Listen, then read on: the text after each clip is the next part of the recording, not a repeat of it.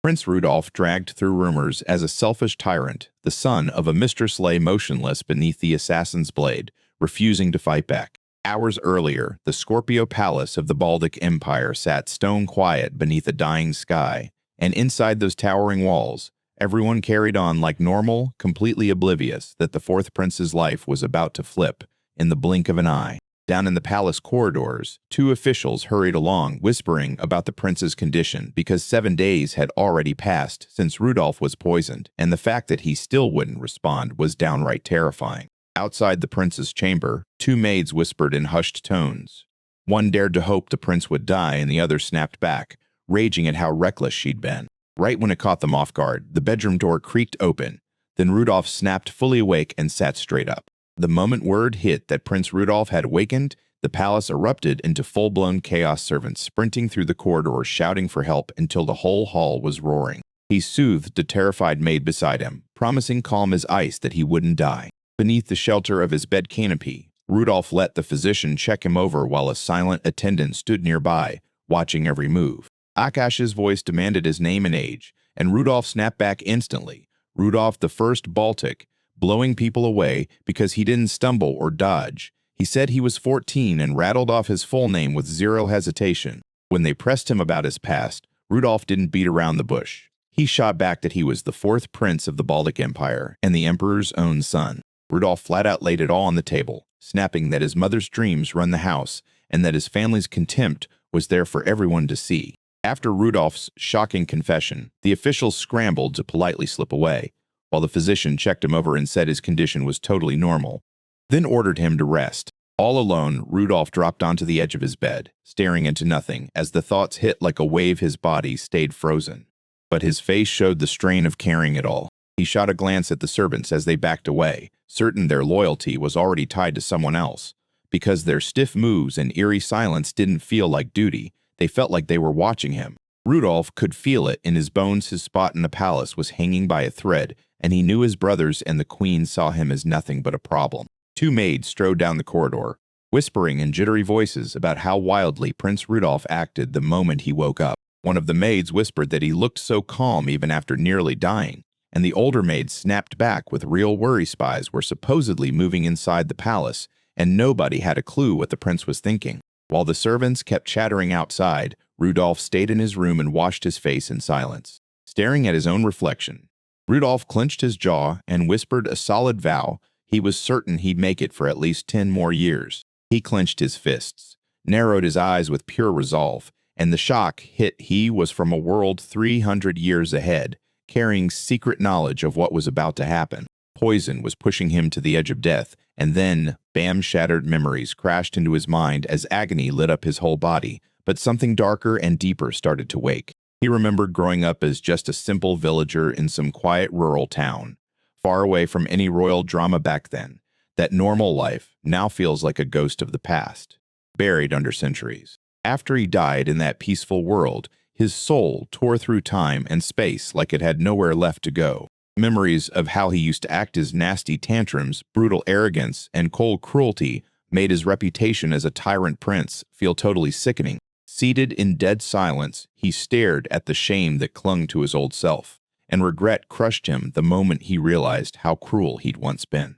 Nothing like the person he wanted to become now. Alone in that room, he slumped with his head down, staring at the dark as he wrestled, silently, to figure out how to keep living from here. Glass exploded the moment a cloaked assassin hurled through the window, blade already drawn. He froze with a jolt, not panicking because he clung to what the future had taught him. The attacker lunged in and slammed him to the ground without a second thought, pinning him there as the fight froze. He didn't even struggle. Like letting it happen was his real plan. With the blade hanging over his head, the attacker kept barking questions, confused that he didn't flinch or fight back. Even with death inches away, eyes blazing, he stared the assassin down as the blade rose for the killing blow. Then he stayed rocksteady, waiting for his moment. Right as the assassin lunged for the prince, the guards crashed through the door and drove an arrow straight into his neck. His weapon fell from midair, and he crumpled dead at the prince's feet, just barely stopping a disaster. With the attacker crumpled and hurt, total chaos detonated. In the room, guards screamed over each other. Some sprinted after the fleeing assassin, while the rest rushed to lock down the prince. The maids burst in and found him completely unscathed standing there like nothing happened. He waved off their panic, told them to clean up the mess, and demanded they leave him be. Lying back on the bed, he tried to calm his mind, let his breath finally slow, and for a second relief hit hard only for that stubborn tension to still cling around him. Even with all that survival knowledge, the experience shook him to the core. He couldn't deny it anymore. Fear was real. A worn book, Wilhelm War record rested in his hand, sat heavy in his grip, packed with history from 300 years ago, like it was talking straight to this era's present, and after being cherished in his past life, it now clutched onto his future like a promise. Lying in bed, he pored over that failed attack in the survival manual. Because for now, the book promised he'd live. And that meant this wasn't the moment he'd die. 10 years from now, his life ends at 25 records swear his paranoia will drive him to kill every sibling before the final day. People painted him as a cruel emperor, and history slammed his legacy as pure tyranny, merciless power with no mercy in sight. Fear and betrayal had hollowed out the old version of him. If he didn't change right now, he'd end up becoming a tyrant too. Alone in a dim chamber, Rudolph stayed frozen in place, sealed under ruthless silence. No one ever shouted his name, and no warmth ever found him. Suddenly, resolve cut through his despair. He grabbed his own sleeve, spat in the face of that destiny, and swore he'd forge a new road, fueled by memories of what's coming, determined to rewrite everything history already tried to lock in. With razor-steady hands, he yanked open the drawer and exposed a lockbox hidden inside, then pulled it out like the treasure that had been trapped away for ages. A medallion sat heavy in his palm, like a vow he'd sworn once under the open sky. And that last moment with the girl cracked everything open. Hesitation shattered, and quiet strength surged in. To start fresh, he demanded answers. Spot the danger, cut out the traitor, and forge peace inside the palace. Because that was the only way to flip his fate. That word slammed into his mind like a verdict in the ledger, and one terrifying thought lit the fuse for his next move in his quiet rebellion. Rudolph didn't waste a second. He barked for the maids, demanded the Scorpio Palace ledger, and blamed fresh illness to cover the sting behind his real plan. He spun toward Tapple and laid out his plan because 15 had finally marched onto the horizon, and he couldn't dodge responsibility anymore. Guilt crashed over him as he apologized for the weight he'd dumped on loyal hands, vowing he'd stop hiding behind convenience for good. Servants tossed excuses, begged him to rest, and swore they'd nail the assassin, yet Rudolph refused to back down. Without a single word, Tapple clung to him tight, and years of fear finally drained away the moment she realized this wasn't just a prince anymore. It was a young man, fully ready to stand on his own. Tapple clung to Rudolph, her voice shaking with grief, because the moment royal siblings meant bloodshed crossed her mind and shattered her. Memories crashed over her as she remembered holding him close from the moment he was born. And all those years of loyalty weren't forced, they were pure devotion, flooding her with relief that her care came from love. Every word she spoke carried the weight of decades they'd lived side by side. She threw her voice skyward and swore her oath, and that brooch over her chest snapped into place as her seal of allegiance. She wrapped both arms around him again and swore she'd stand by his side no matter what danger came their way. Then Rudolph was left in stunned silence. A dark truth snapped into place behind her loyalty. Greed was rotting under the surface, and coins poured out from the shadows of her past, because betrayal had dressed up as love, and it had always been Tapple. History paints a savage picture of the cruel emperor's side, and right beside him, Tapple always stood there, locked in, unshaken, and impossible to move. Old whispers from the past labeled her poisonous, peaceful, or not.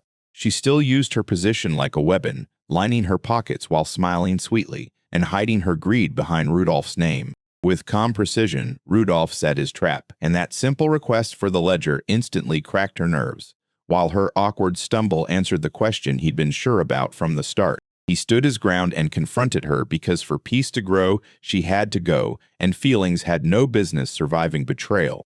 Even as parting crushed him, his voice didn't shake. Accusations didn't mean a thing without proof, and conviction wasn't enough to slap down judgment. Rudolph needed undeniable evidence, all while he kept his cool and hid his steel-hard resolve behind a confident smile. To keep the act alive, Rudolph called for dinner and grilled his request how to read that ledger, while the calm on his face hid his real motive, and Tapple jittered through every order. After he finished eating, he wiped his mouth, watched her like a hawk, and clocked her next move. Every step she took was calculated, not random.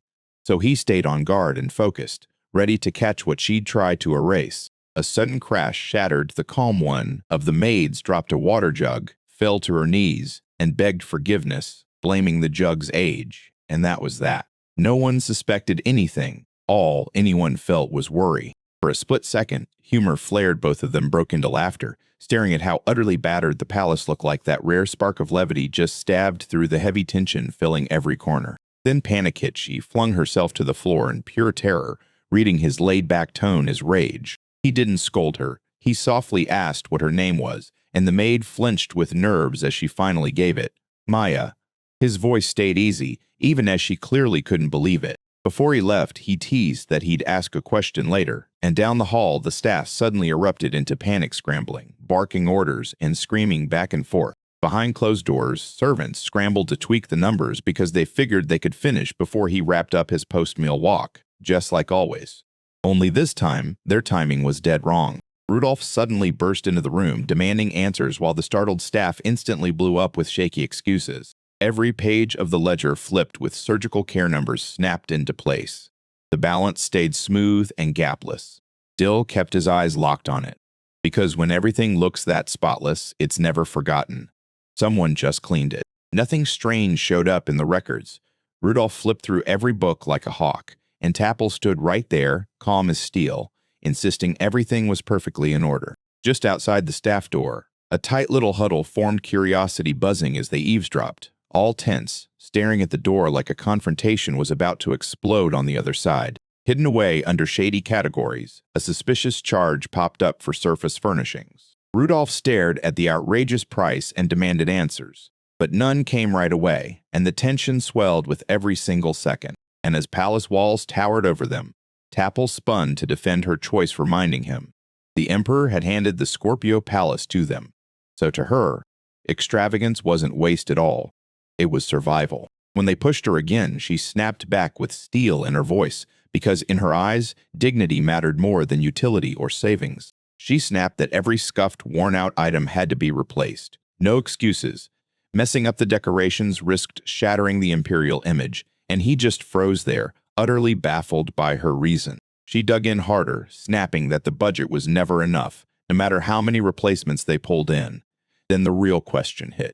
If everything got renewed, where did the money actually disappear? He scanned the room-torn rugs, cracked furniture, chipped wood, everything, screaming neglect, like the place was a glaring joke.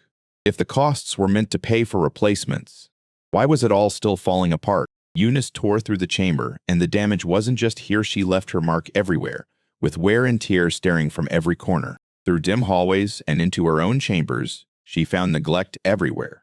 Nothing felt fresh. Nothing matched the dignity she preached, and her once steady words crumbled under pressure. It all screamed one brutal truth. Someone had been lying. Rudolph stood tall before the crowd, a sly little smile tugging at his lips, and raised a battered ledger that caught the light as if it had secrets. Flipping through the pages, he matched it to the document from before, then froze when the numbers didn't line up. Half the budget was still untouched, and that left a nasty inconsistency staring back at him. A tense silence stretched on, until a voice from the back snapped, demanding to know where the evidence came from.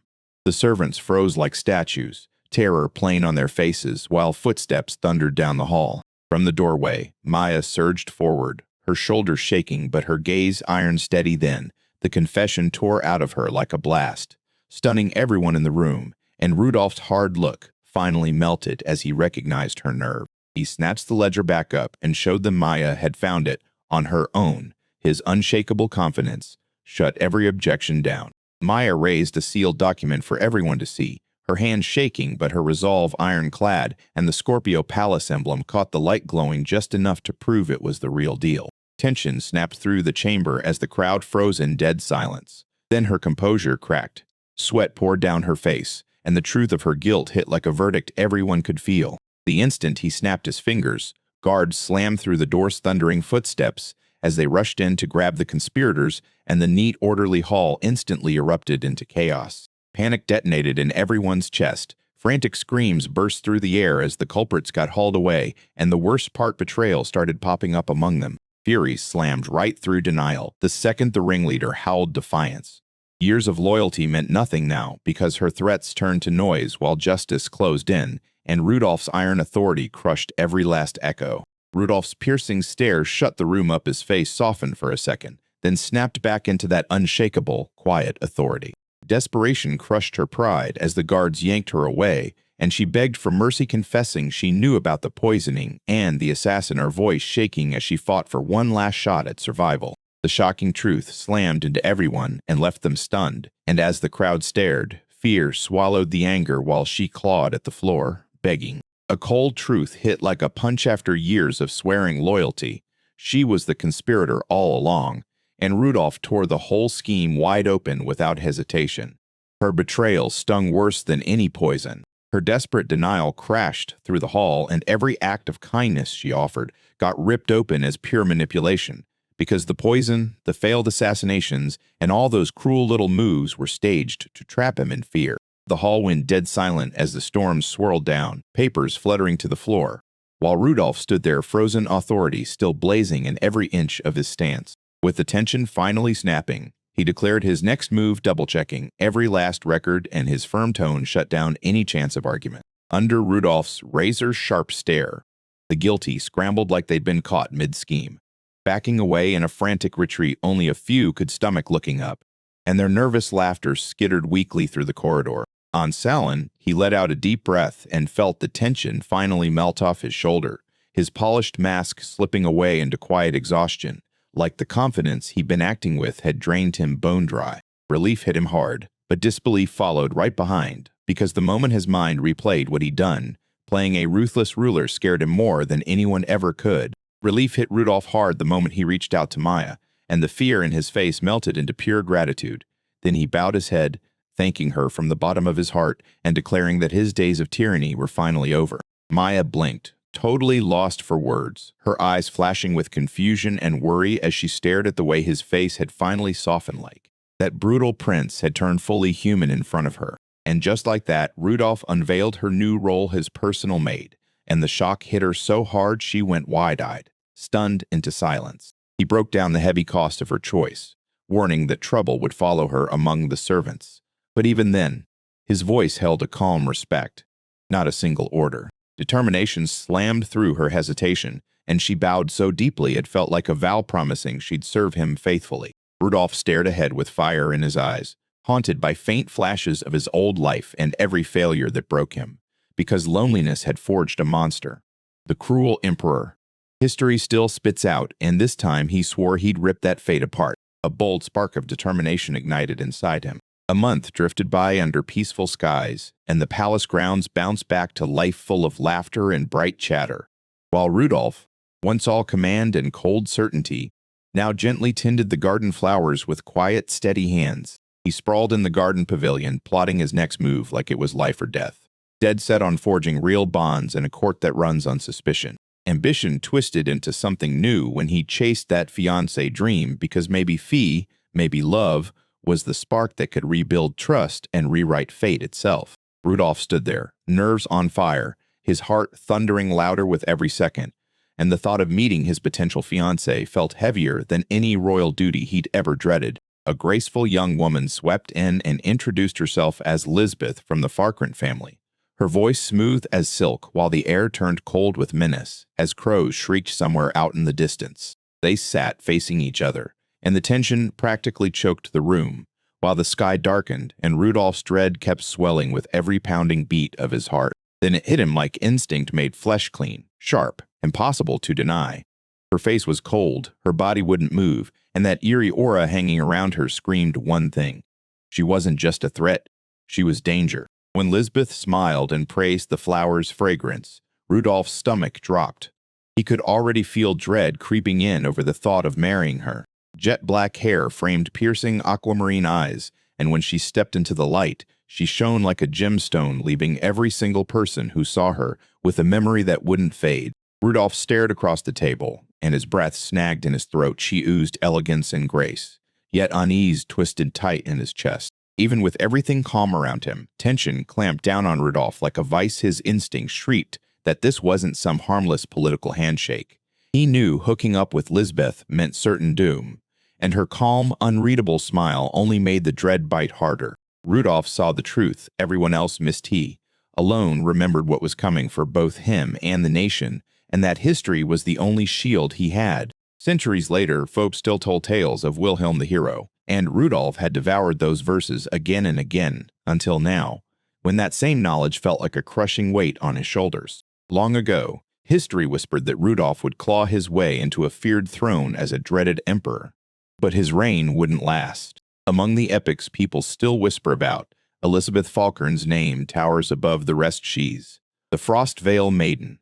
And when she met Wilhelm, their love sparked from a single ornate brooch that didn't just carry sentiment, it carried something far bigger. Through hushed promises and secret rendezvous, they swore they'd love each other forever. Only fate refused to let their story last. Turns out it was Rudolph himself, driven by raw obsession or wild ambition, who stepped between them. And in one brutal move, he broke whatever once felt unbreakable, leaving only pain in his wake. Blood splashed, hearts shattered, and their love got cut short in violence. Lisbeth's grief swallowed everything. The spark in her eyes went out, and even with wounds she couldn't heal, she shut her heart for good and swore she'd never love again. The historical record says Emperor Rudolph's downfall snapped the Baltic Empire in half right after it collapsed.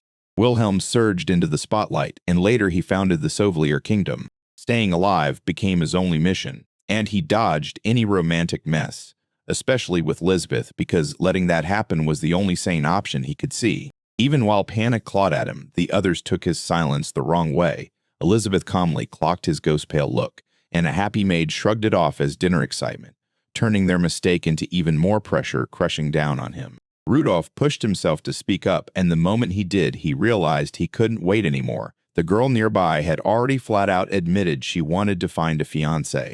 Refusing the engagement would blow up into a full-on political disaster, and turning him down meant insulting the emperor straight to his face, no less. Trapped by duty and chained to history, Rudolph lifted his teacup and drank, locking away the storm inside. Rudolph lowered his teacup with a careful touch, trying to steady his shaking nerves, then forced the calmest voice he had as he aimed to end his engagement with Lisbeth without starting a fight. To soften the blow, he chose his words with care and laid out this sudden arrangement, like it might have blindsided her, then stressed that everyone has their own circumstances, and he truly hoped this hadn't turned into a problem for her. Lisbeth sat motionless, her face impossible to read. She answered politely like it surprised her, but her careful words still showed gratitude, and Rudolph felt unease creep in. Lisbeth's calm words, calling it an overwhelming honor, hit him like a punch, and the panic in his head only screamed louder. He was sure she'd totally misread what he meant, and that she genuinely didn't want anything to do with him. Rudolph made it sound like her involvement was forced, but he dangled away, then begged her to tell her father exactly what he intended. Lisbeth's voice sliced through the air, sharp, commanding, and because the engagement was a once-in-a-lifetime honor, she demanded he turn the offer down himself. Rudolph got blindsided and scrambled to regain his cool, while she smothered the tension with sharp, formal politeness. Now both of them steered the chat with tight restraint, hiding their real thoughts behind a perfect mask. Dread slithered into Rudolph's thoughts. Maybe he'd moved too fast, too loud. Lisbeth would need a believable, solid excuse to turn him down without raising eyebrows, so he replayed every word and decided, do better. Rudolph took her silent challenge personally, flipped his strategy on the spot, and in new confidence roaring he introduced himself in a proper, official way. With a swagger that screamed confidence, he spun this total lie-perfect, adored untouchable, because he wanted to knock people back, hit them with a wall, and drown out Lisbeth's trust before she could see the act for what it was. Sweat beaded on his skin as he silently prayed that his loud, exaggerated self-praise would carry the day. Even as he faked confidence with a cringed-in smile, and if Lisbeth's disappointment pushed her to reject him, Maya's sudden pop-in totally wrecked his game plan. She smiled while backing every single lie, and her loud, confident details stitched fresh fabrications into his already bloated name until it became a full-on myth. Praise thundered through the room as Maya tightened her illusion. Across the table, Lisbeth stared, face set like stone as the scene played out. Frustration surged with every second, and Maya's nonstop lies made his thoughts snap and spike, because if one lie didn't work, he'd need a new move fast. He tossed the act aside and switched gears. Now truth was the only road left, and just like that, a bold, risky plan snapped into place in his mind, because the time to confess was finally here. Even though he only held the fourth claim to the throne, danger never let up. Poison threats kept coming. Then came an assassination attempt, and suddenly every single day felt like a fight to survive. He warned her about the danger and spun their engagement like a direct threat to her safety, convinced that if he said it that way, she'd have a clean, logical excuse to back out without anyone pinning blame on her. Lisbeth met that warning head-on, no hesitation, no flinch. Her family's martial legacy and her years of spearmanship had her brushing aside the concern like it was nothing. Intimidation just wasn't in her dictionary. Backing down would stain the Falkren name, so she dug in, unshaken by assassins or dirty political games. Across the table, he just sat there, stunned, while a heavy silence swallowed the space as his resolve crumbled. Her excuses didn't slow her down one bit, and he instantly panicked. Inside now, he had to find a tougher deterrent fast, because his mind was scrambling for the next move. Elizabeth leaned in and asked a calm, unexpected question. She wanted him to talk about his youth, like curiosity could break the tension all by itself. His thoughts drifted off like smoke, and nothing felt worth saying. Childhood memories gave him no comfort, and the few that did somehow never made sense to put into words, even while he sat perfectly still. Two kids stood out against a quiet field, and the girl offered thanks with a single coin, an act of kindness that burned bright in his memory and never faded. That same coin was still tucked in his possession, locked away from everyone else, and he made the choice to keep the whole story sealed shut because some things were too personal to spill, and some memories deserved to stay untouched. Her voice cracked through him, yanking him back in seconds. He blurted her question like a nervous reflex, scrambling for the right words as the past and present fought inside his head, all while he clung to the one memory he refused to lose. Lisbeth's sharp laughter cut through the air, and Rudolph instantly sensed her real motive behind the teasing. Because the moment it hit, the noble's gossip ignited like wildfire, and she looked downright thrilled to keep feeding it. Rage in his chest, he refused to blink. Then he stood up and took the part she shoved into his hands. No complaints, just grit as he stepped onto the stage she built, swearing he'd play her game and raise her energy with his own performance. As he stepped into the spotlight, he started spilling the ridiculous disasters that carved out his life, humiliation and irony trailing him like a shadow. Truths started spilling out as Rudolph, born to a mistress, carried bloodlines that kept him locked out of the throne. But his mother's desperate plea threw fate off the rails against every rule of logic and bloodline. So Rudolph got named the fourth prince, not by talent or merit, but by sheer persistence and power brokers who chose to back him. Years ago, Rudolph slammed into the terrifying question of who he really was, and he threw that doubt straight back at the woman who gave him life, her small voice shaking in his head. Back turned, eyes on the mirror, her indifference staring right back at him. Her reply came out raw and fearless, and it laid bare her real motive. She didn't bear him out of love at all. She used him as a cold, calculated ladder to climb the imperial family's ranks. Then it hit him. He wasn't a hero. He was just a shield. His job was to keep her safe and locked into that palace, even if it meant she had to leave him in the dust. Inside, it stung like fire, but on the outside, he forced his face to stay calm. Even so, the court couldn't bring itself to badmouth her because she wore the title like armor, mother of a prince. No one could touch her, not with her shameless ways. Beneath the mask's grin, cruelty dripped in plain sight. Rudolph took the ridicule straight through his eyes, and still resentment and grit quietly fueled into something stronger. Silenced by mockery and shoved into isolation, Rudolph stood alone under a spotlight of pure disdain. Whispers and cruel laughter swirled around him, but not one voice dared to reach out with kindness. No matter how hard he busted his back or how sharp his skills got, nobody clapped.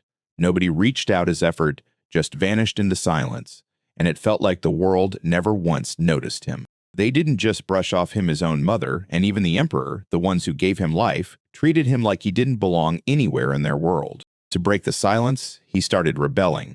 If he couldn't get warmth, then fear would have to do. He tore through every ounce of decorum, snapping at the staff, smashing anything in reach. demanding the impossible with nothing but tantrums and violence. Then a name finally took shape, and just like that, the court's most feared identity was born. Tapim Tkaminitham Kissiv. A twisted grin bloomed on Rudolph's face when their eyes finally locked onto him. Shock hit, discomfort followed, and fear swelled up. And he drank it all in like it meant something, because for the first time, he felt truly acknowledged as, if he could just keep acting out, the world wouldn't dare look past him, because no matter what kind of attention it was, proving he existed became the only comfort he truly needed. Rudolph stood face to face with Lisbeth and Maya, plastered a smile on his face, and joked through the pain talking casual, but hiding the ugly truth behind sarcasm, because every word was a shove meant to drive them away. Guilt clawed at him because he'd spilled too much and exposed a side of himself he never meant to show. He told himself that acting pitiful would keep people at arm's length, because even Maya, with no clue about his past, would end up judging him, and if she did, at least he'd feel safe. So Rudolph whispered to himself, "That's enough." Rudolph spun around, certain Lisbeth the Frostfell maiden would never agree to get tied to a disgraceful nobody like him, because in his heart, that engagement felt like a brutal, cruel mismatch. But Lisbeth's face told the truth. She said nothing, yet tears streamed down her cheeks, hitting him like a punch and leaving him completely stunned. When he locked eyes with her again, Rudolph froze on the spot because her stare wasn't cruel or pitying at all, just calm understanding, and that surprise hit him like a punch. He hadn't even dared hope for warmth from her. Scrambling to flip the mood, he thrust a handkerchief into her hands, face burning as he begged her forgiveness, his words tripping over themselves as he apologized for rambling too much then. Before the awkward silence could swallow them, he fumbled into his pocket, desperate to shove past the moment. Coins clattered to the floor with a sharp metallic clink, and he froze caught in the middle of a humiliating mess. Startled by the coins clattering, Rudolph dropped to his knees and snatched them up fast, like every movement was tight with nerves. He didn't even pause. He wiped the coins spotless, grabbed a handkerchief and shoved it back to Lisbeth, and when Maya's voice cracked through the quiet to bring up the lost gold, Rudolph shut her down and refused to even hear her worry. With his back to her, he snapped a cold response and said the coin, his feelings, even his past meant nothing to him. So yeah, that's what he claimed, but Lisbeth just kept dabbing her eyes in silence, untouched by his harsh dismissal. Just like that, tea time wrapped up, and Maya shouted, "All right, let's finish." Then she teased Rudolph, "Take Lisbeth's hand, go on."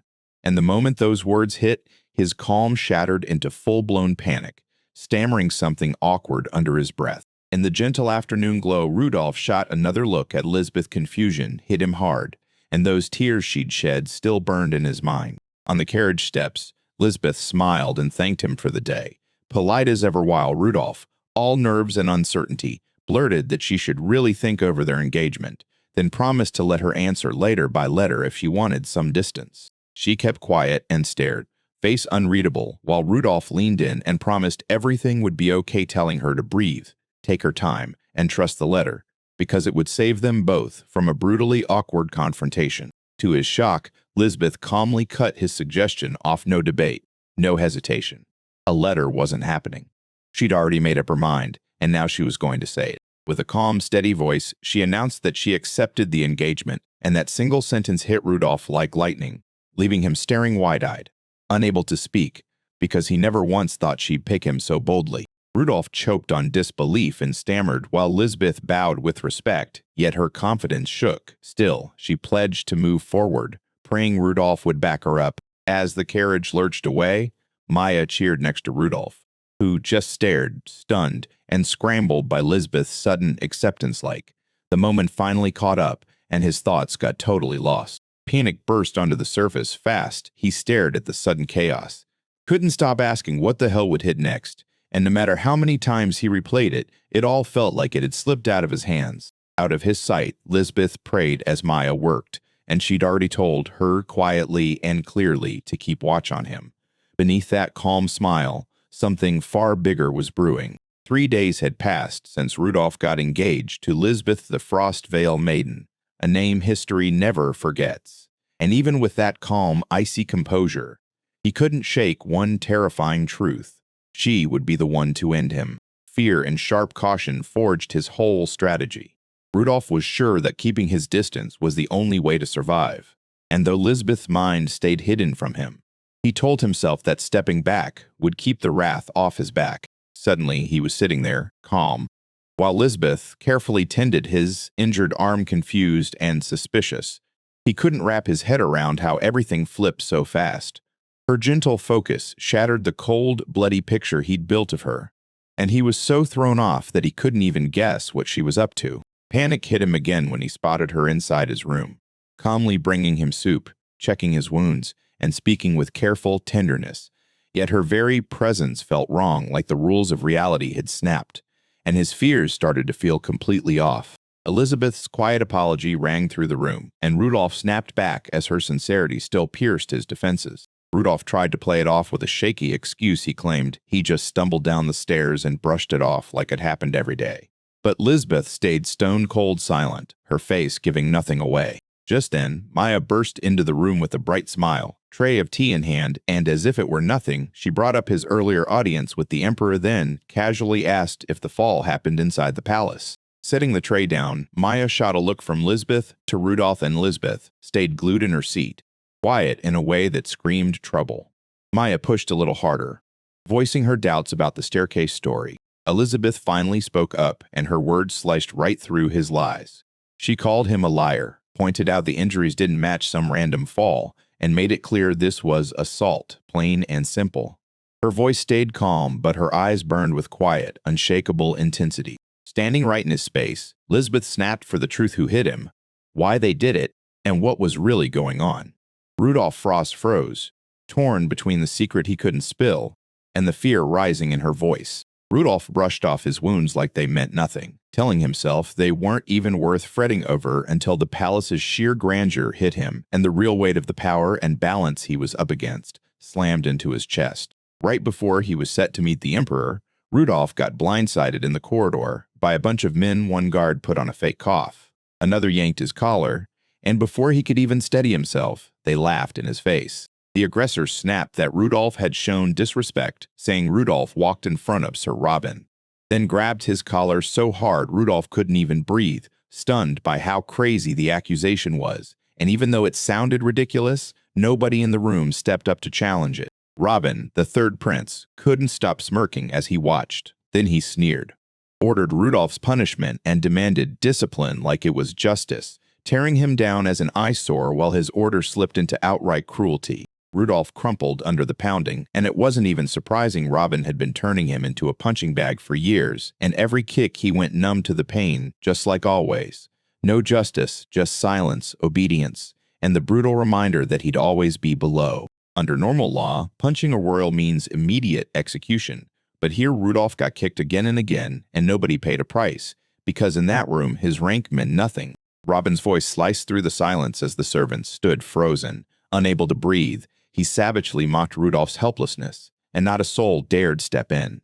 The brutal truth hung over the palace. Nobody would lift a finger to protect him. Power in the empire was ironclad. Every prince owned his own sector, and Rudolph ruled his too, the Scorpio Palace, one of 13 domains. Cross the line and punishment came fast, while to everyone else, Rudolph barely registered as real authority. Choked by his own collar, Rudolph forced a shaky grin, and it only made them drag him lower. One attacker spat in his face while the other burned with fury, treating every hit like pure entertainment. Fists flew, and even one half-hearted voice begged them to spare Rudolph's face, but nobody listened. The punches kept hammering, powered by rank, hatred, and raw authority, until Rudolph could only endure as his dignity got crushed under relentless blows. In his room, Rudolph practically pleaded with Lisbeth not to stress about what happened, brushing it off like it wasn't a big deal. Because the truth was, he was terrified that if she found out more, everything would spiral out of control. Rudolph couldn't ignore it. Lisbeth clocked his evasiveness. Her face dropped and her voice turned soft and heavy.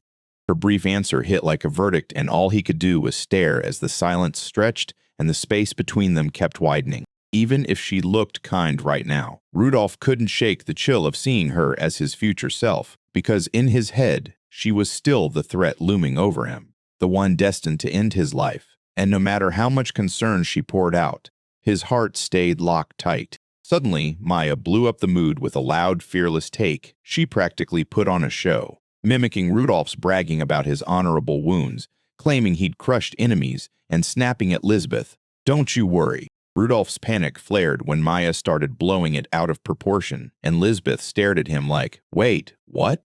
while he fumbled to fix the story. Sure, Maya's wild antics cracked the tension, but they also ripped the mask off Rudolph, showing how he was fighting tooth and nail to juggle truth, pride, and fear, while still acting like he was totally fine. While Maya swore Rudolph had some huge master plan, Rudolph just stewed in bitter silence. Because the truth was brutal, her words still rattled in his head, but all he'd ever been doing was clawing his way through survival. Still sprawled on the floor, Rudolph took the last kick and swallowed the pain. Then his attackers sneered that the lesson was over. When they started to walk away, he didn't move, wrecked in body but fully aware their time was almost up. Robin started fuming as his emperor meeting loomed, and he shoved his entourage to hurry up. Then Rudolph rose, trembling on shaky legs, right as Robin snapped his frustration under his breath. And nobody saw what came next. Suddenly, a sharp voice snapped through the hall. Robin and the others froze solid as a figure closed in, and when they spun around, they nearly dropped in shock to find the Emperor's own butler standing right there, making Robin himself stumble. Robin and the others went pale when the butler calm as ice demanded answers, and his presence felt like fear that cuts deeper than punishment ever could. The routine abuse might explode into a full-on scandal, and for the first time, Rudolph wasn't standing alone in that room. Judgment had finally shown up. Support finally showed up right there in the flesh, not just promises, while the head butler carefully guided Rudolph over and checked if he was okay, and even the perpetrators froze in shock. Because no one had ever seen him protected like this before. The butler snapped at Robin with pure authority, because scratching Rudolph's face wasn't just a personal insult, it tore straight at the Emperor's image, and Robin just stood there frozen as the truth hit like a punch. This time, there was no way to dodge the consequences. Robin stammered that it was just a sibling quarrel, insisting those fights were normal. But the butler shot that excuse down without mercy. Then he demanded Rudolph follow at once, because the Emperor was already waiting and Robin didn't get a single moment to speak in his own defense. Rudolph grinned to himself. Everything played out exactly how he planned. He knew the head butler would step in the moment the Emperor meeting got delayed, so he took the blows on purpose and goaded his brother until he couldn't help but cross the line. Rudolph strode ahead, battered yet stone calm, armed with memories from a past life and a glimpse of what's coming next, because he wasn't the same boy anymore. Steel determination locked into his chest. He'd survive, no matter the cost. Back in his room, Rudolph's focus snapped straight to Lisbeth, and Robin slipped right out of his mind, because now all he cared about was figuring out what Lisbeth was really feeling, and what she'd do after everything that just blew up between them. Rudolph and Lisbeth locked eyes, and the air went razor-thin. Then her face shifted. A calm little smile crept onto her lips, hiding whatever she really was thinking. Rudolph couldn't tell if it meant affection or pure calculation, but he knew one thing for sure. He couldn't look away. Lisbeth leaned in like a blade and interrogated him on the spot. She demanded to know how his meeting with the Emperor went and what was said about their engagement, tone sharp as steel. Rudolph finally squeezed out a late apology as he stood before the Emperor.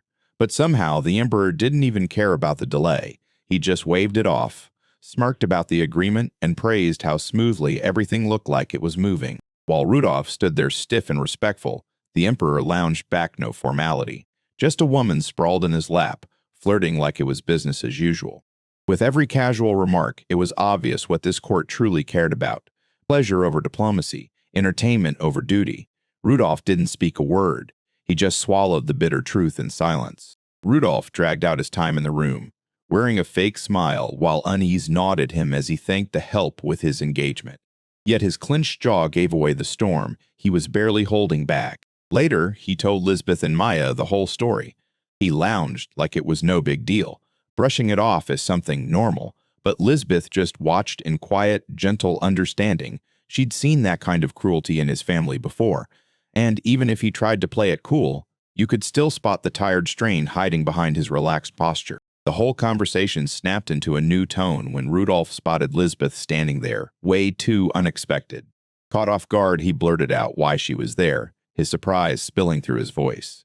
Across the room, Lisbeth stayed ice calm with a steady stare, while Maya hovered in nervous silence. Without a beat, Lisbeth told Rudolph she'd come all this way just to see him, and her words hit with pure sincerity, leaving Rudolph completely rattled because he'd never expected her concern to be so direct. Rudolph wavered, fighting to bury the chaos inside him. He kept telling himself Lisbeth was the enemy, but her concern kept punching through his defenses. And even when he snapped the words, "I don't feel anything," his heart wouldn't listen. Elizabeth leaned in with a steel gaze, her voice sharp as she pressed Rudolph on the injuries, and even with her calm face, the fire in her eyes screamed that this wasn't simple curiosity. Lisbeth didn't even wait. She slammed the decision down as final. Then Maya cut in with her own alarm, and Rudolph was caught off guard yet again. He tried to argue that daily visits were too much, but his protest came out weak, because at that point the outcome wasn't his to control anymore. Her decision rang out again. She'd visit him every single day, no questions asked. Rudolph couldn't even respond anymore. He just stayed locked in place, frozen stiff. His silence might have sounded like agreement, but with their unstoppable determination, resistance felt downright hopeless. A crushing sense of entrapment slammed into him, turning his thoughts into a vivid picture like a butterfly snagged in a spider's web. Every option slipped away one after another, until escaping felt flat out impossible. Night draped the Falkern mansion in eerie calm, but inside those walls, Rudolph felt the pressure squeeze tighter and tighter like affection. Obligations and intentions were slowly closing in on him from every side. The halberd on the wall never moved, but it still seemed to watch as the secret spilled out then. A calm voice turned to Maya, thanking her not for doing work, but for being in on it. In a hushed study, Lisbeth sat there like she owned the place, while Maya stood right in front of her. When Lisbeth clocked where the maid was standing, she didn't just thank her. She straight up pointed to Maya's position as the key that let her slip into Rudolph's private world. And that gratitude? It wasn't soft at all. It carried a sharpened, calculated edge. Lisbeth's smile vanished, and serious focus snapped into place as she ordered Maya to keep watching Rudolph closely. No hesitation at all, just cold certainty. And the maid answered on cue, calm and professional, like she'd been waiting for that exact instruction. Aunt Maya stumbled back, and Lisbeth's calm shattered on the spot. Rudolph's image slammed into her mind as her thoughts finally spilled out, praising his royal bearing, his amber eyes, and the way his voice just soothed everything. Until one moment she was a strategist, and the next she was hit with a full-on rush of romance. Maya burst into the moment and called out Lisbeth's emotional slip, and Lisbeth's composure shattered fast as she flailed in pure embarrassment, scrambling to hide her reaction, because the lovesick look on her face gave her away completely. Maya marched up to Lisbeth and dropped a blunt truth that probably left Rudolph more confused than ever. If you really love someone, don't hide it behind that cold act. Show it plainly. As every scene slipped by, Lisbeth's head kept replaying old run-ins while Maya's voice echoed through it, all cold, sharp, and saying her attitude was icy and impossible to read. And that doubt finally started to crawl in. Unable to hold it in, Elizabeth finally snapped, her voice breaking as frustration and embarrassment surged through her. She blurted out that she'd loved Rudolph for as long as she could remember, and yet she swore she couldn't change a single thing about it. The outburst kept exploding. Lisbeth finally admitted that standing near him sent her into panic, and every time she tried to speak, her voice vanished in a fluster and her face went blank.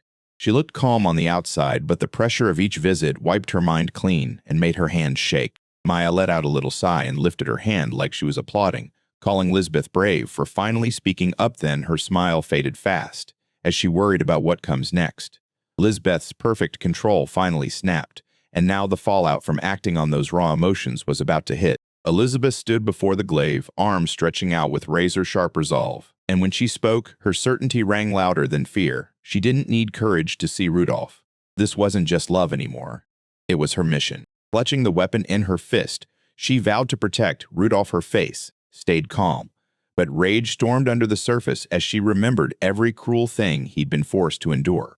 All those insults and injuries lit a blazing fire in her chest, and this time, she swore the people behind it wouldn't get away with a single thing. Maya stepped in, spoke softly, and pointed straight at Rudolph's older brother. The third prince then warned that this kind of thing hardly ever happens, begging Lisbeth to drop the weapon. Maya tried to turn the vibe around fast, bragging to Lisbeth about how much she'd done, because after that earlier incident, any disrespect toward Rudolph got shut down for good. All thanks to Maya's ironclad actions as his personal maid, Lisbeth, finally nodded along, quietly conceding she had a point in her. Jealous rage ignited. Lisbeth yanked Maya's face and clamped down tight, spitting frustration at that smug look. But under the annoyance burned something deeper. She wanted to be the one Rudolph could never replace. Elizabeth froze as the truth hit. Maya's teasing wasn't random at all. Her visits weren't only for protection. Deep down, Elizabeth craved something more, time with Rudolph, not a duty. Maya urged her to open up and face the truth. Tell Rudolph like he's a person, not some guarded fiancé role, like you actually care. But no matter how hard Maya pushed, Lisbeth shoved back, snapping that she couldn't. Her nerves crashed in on her again. The reminder hit fast. Maya pointed out that the day was creeping up. Lisbeth went stone still as it finally clicked. Only a week left before the big event. The pressure crushed in, but so did the chance to make it count. Her birthday was about to flip everything, because at that party, she'd be dancing with Prince Rudolph, and the thought sent her spiraling into pure emotional panic. Yet Lisbeth still stood firm and swore she'd face it. That resolve didn't stop Maya's playful retaliation. She gleefully called it payback for earlier teasing, while Lisbeth, pinned beneath her hold, protested through the chaos. But somehow their bond stayed solid, part rivalry, part support, all sincerity. Moonlight sprawls across the estate as Rudolph lies awake, his mind sprinting while doubts creep in. Because when he thinks back on Lisbeth and the way she's been acting, it doesn't match the calm image from those ancient legends. Her name is written in stories, but now she's standing right in his life, tangled up in something real and far more complicated. Confusion clung to the air like winter breath, and Lisbeth didn't carry herself like she was just checking boxes. Cold on the outside, but you could feel the sincerity underneath, real and undeniable. A few things went wildly off script. The Tapple incident never played out right, and the fiancé face selection didn't match the records, and those glitches shook him to the core, like fate itself was being yanked onto a different track. Fate possibilities whirled in his head, and one hard truth surfaced fast. The road he's on could land him in marriage with Lisbeth, no matter how hard he tries to dodge it. She doesn't wait around, her determination drives every move. And once she locks onto something, she doesn't drift. She pursues. The whole plan stayed a wild shot, but it wasn't crazy, because if marrying her wasn't just politics anymore, and it had become a locked-in point in this messed-up timeline, then he had no choice but to deal with it. Doubt still crawled in, but every new twist made one thing clearer.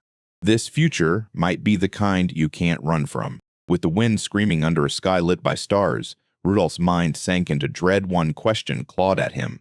Is death the one thing that stays locked in time, carved in fate forever? The hallway felt deadly quiet, and a cold slice of moonlight from the window was all the light it had while the world kept moving out there.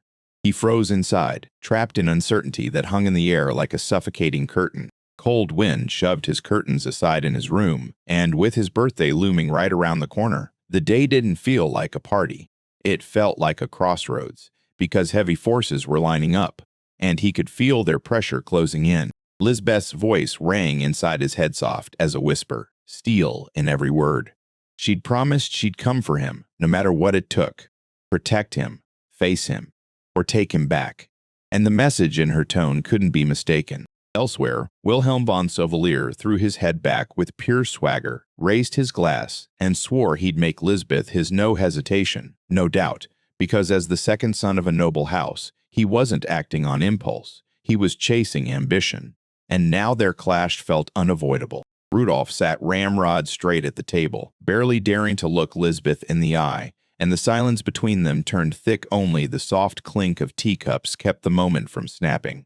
She said nothing, but somehow her presence screamed everything. The whole vibe shattered. Maya burst in, panic blazing across her face, and Rudolph flinched hard at her urgency, heart pounding like crazy. Her voice cut through the noise, calling his name with real concern, and the second it hit, his thoughts spiraled inward as doubt chewed away at his resolve. Was surviving in this new timeline even possible? Michael's frustration hit a wall the moment Maya started scolding him, and her words snapped him right back to reality. She couldn't believe he hadn't been paying attention, and Lisbeth's hard work, somehow overlooked, made it sting even more.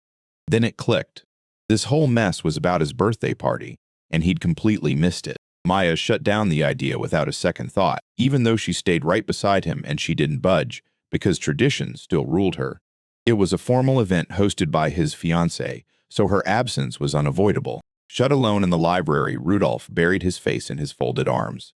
Her reasoning made perfect sense, but disappointment still clung to him, and even with the rule figured out, he couldn't shake the ache that Maya would have been standing right beside him. Rudolph shot forward across the desk, dropping his voice to a tense whisper, and as he murmured the exact instructions to Maya, her face hardened. Whatever he was asking for demanded total discretion. Maya snapped, with full confidence that she'd carry out his request no matter what, and pure determination lit her up like a promise on fire.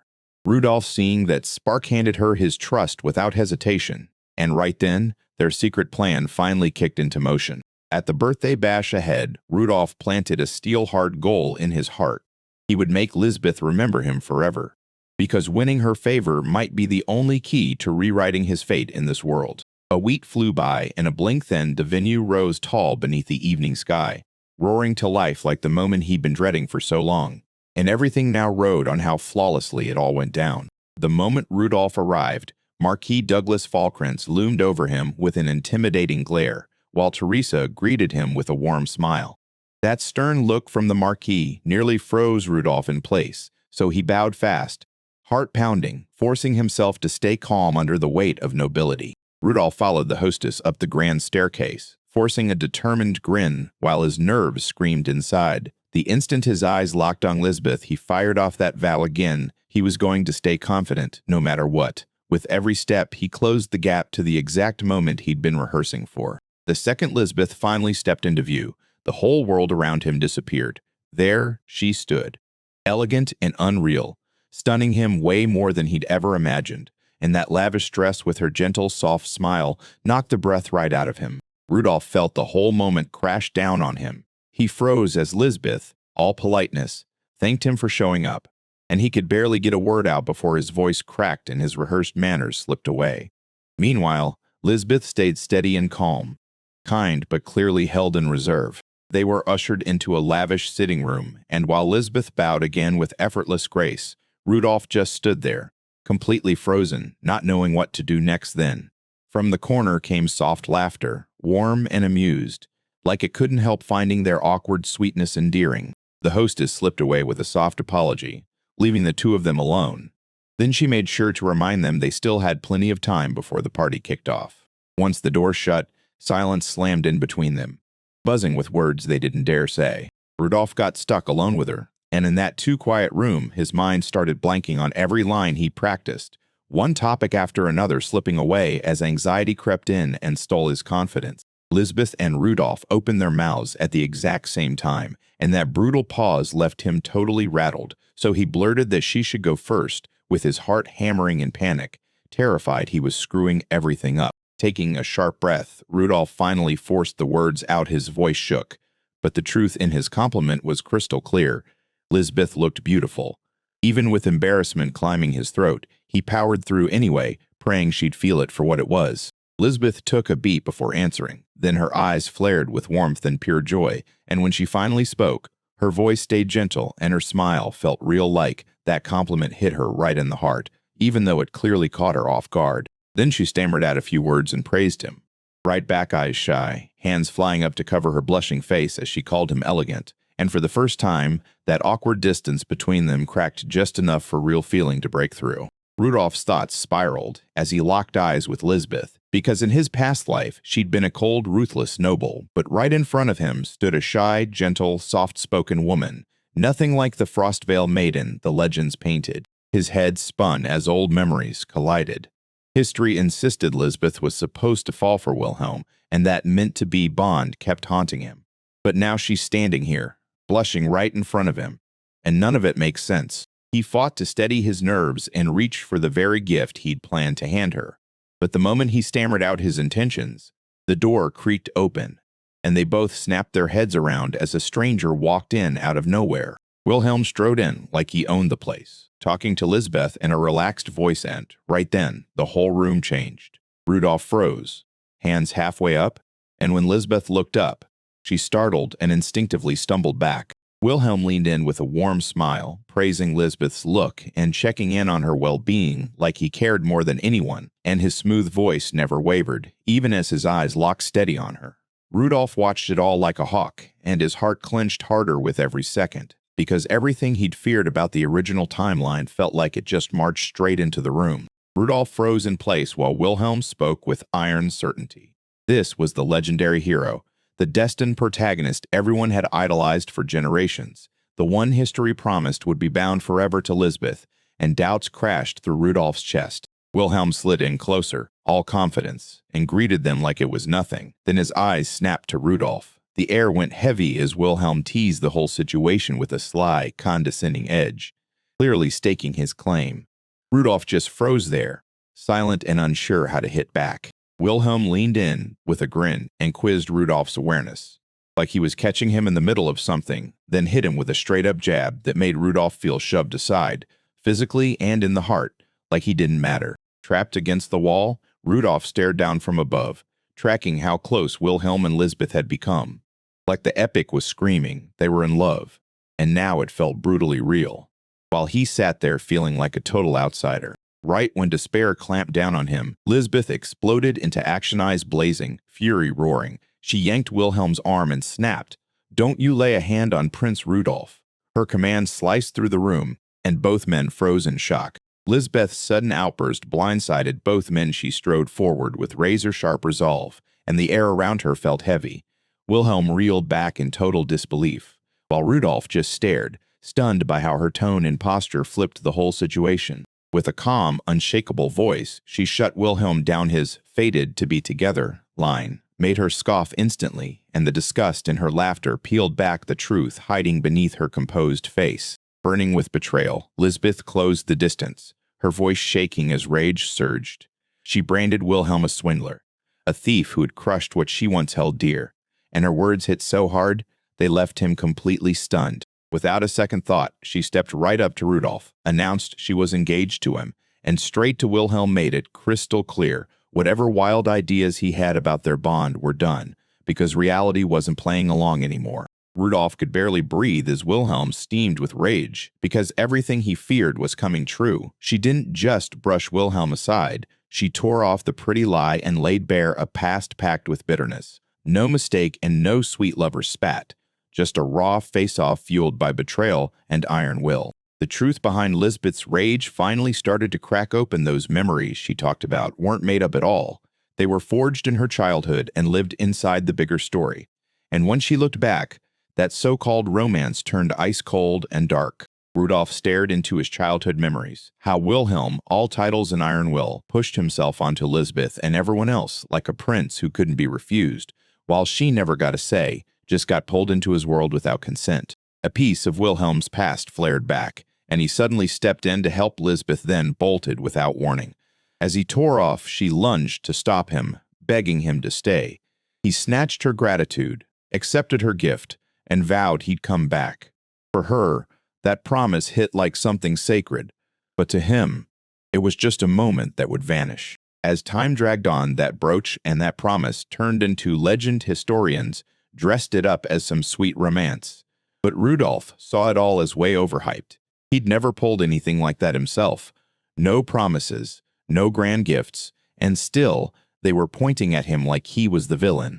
Wilhelm held up the brooch like a trophy and demanded if Lisbeth remembered. But his booming confidence rattled Rudolph, because what she recalled wasn't love at all. It was a nasty misunderstanding. Rudolph froze in place as Lisbeth shoved a shimmering object toward him, and the moment he saw it, his heart sank. Because it wasn't some harmless brooch at all. It was something much, much worse. Accusations flew through the room like daggers, and Rudolph's voice trembled with betrayal as he begged them to believe him. He'd only been handed a brooch, but nobody cared.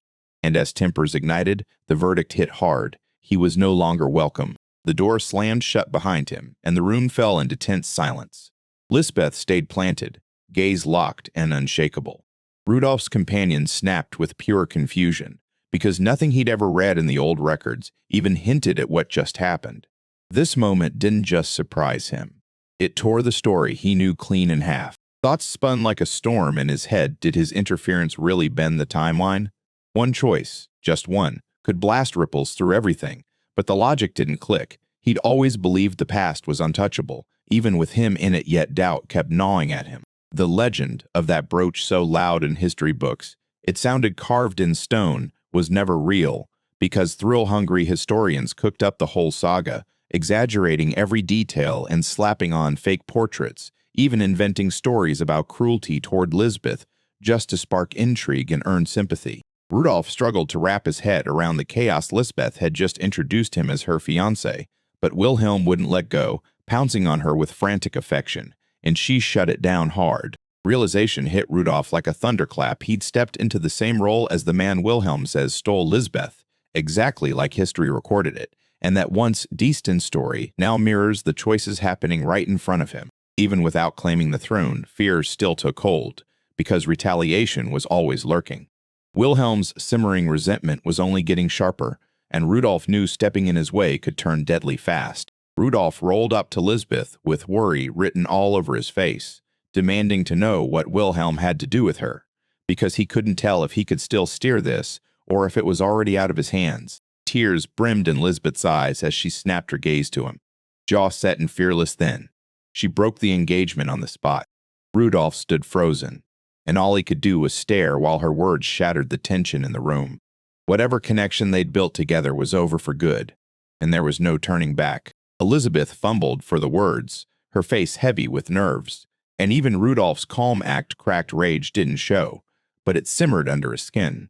She apologized in a soft, faraway voice and wouldn't meet his eyes, and with everyone in the room pushing him, Rudolph stayed shut as Elizabeth teased a shared pass with Wilhelm. He stepped in closer, and his voice shot up with raw urgency. Rudolph demanded real answers, insisting on the full truth, not half silence. From Lisbeth's tense, conflicted expression alone, it was clear this wasn't just some former lover refusing to let go. Even as he begged, a voice inside his head kept grilling him. Why was he fighting so desperately? And what really went down between Lisbeth and Wilhelm? Her silence hit harder than any answer he could have gotten. Then it hit him. Her face stared back like his own from a past he'd never forgotten.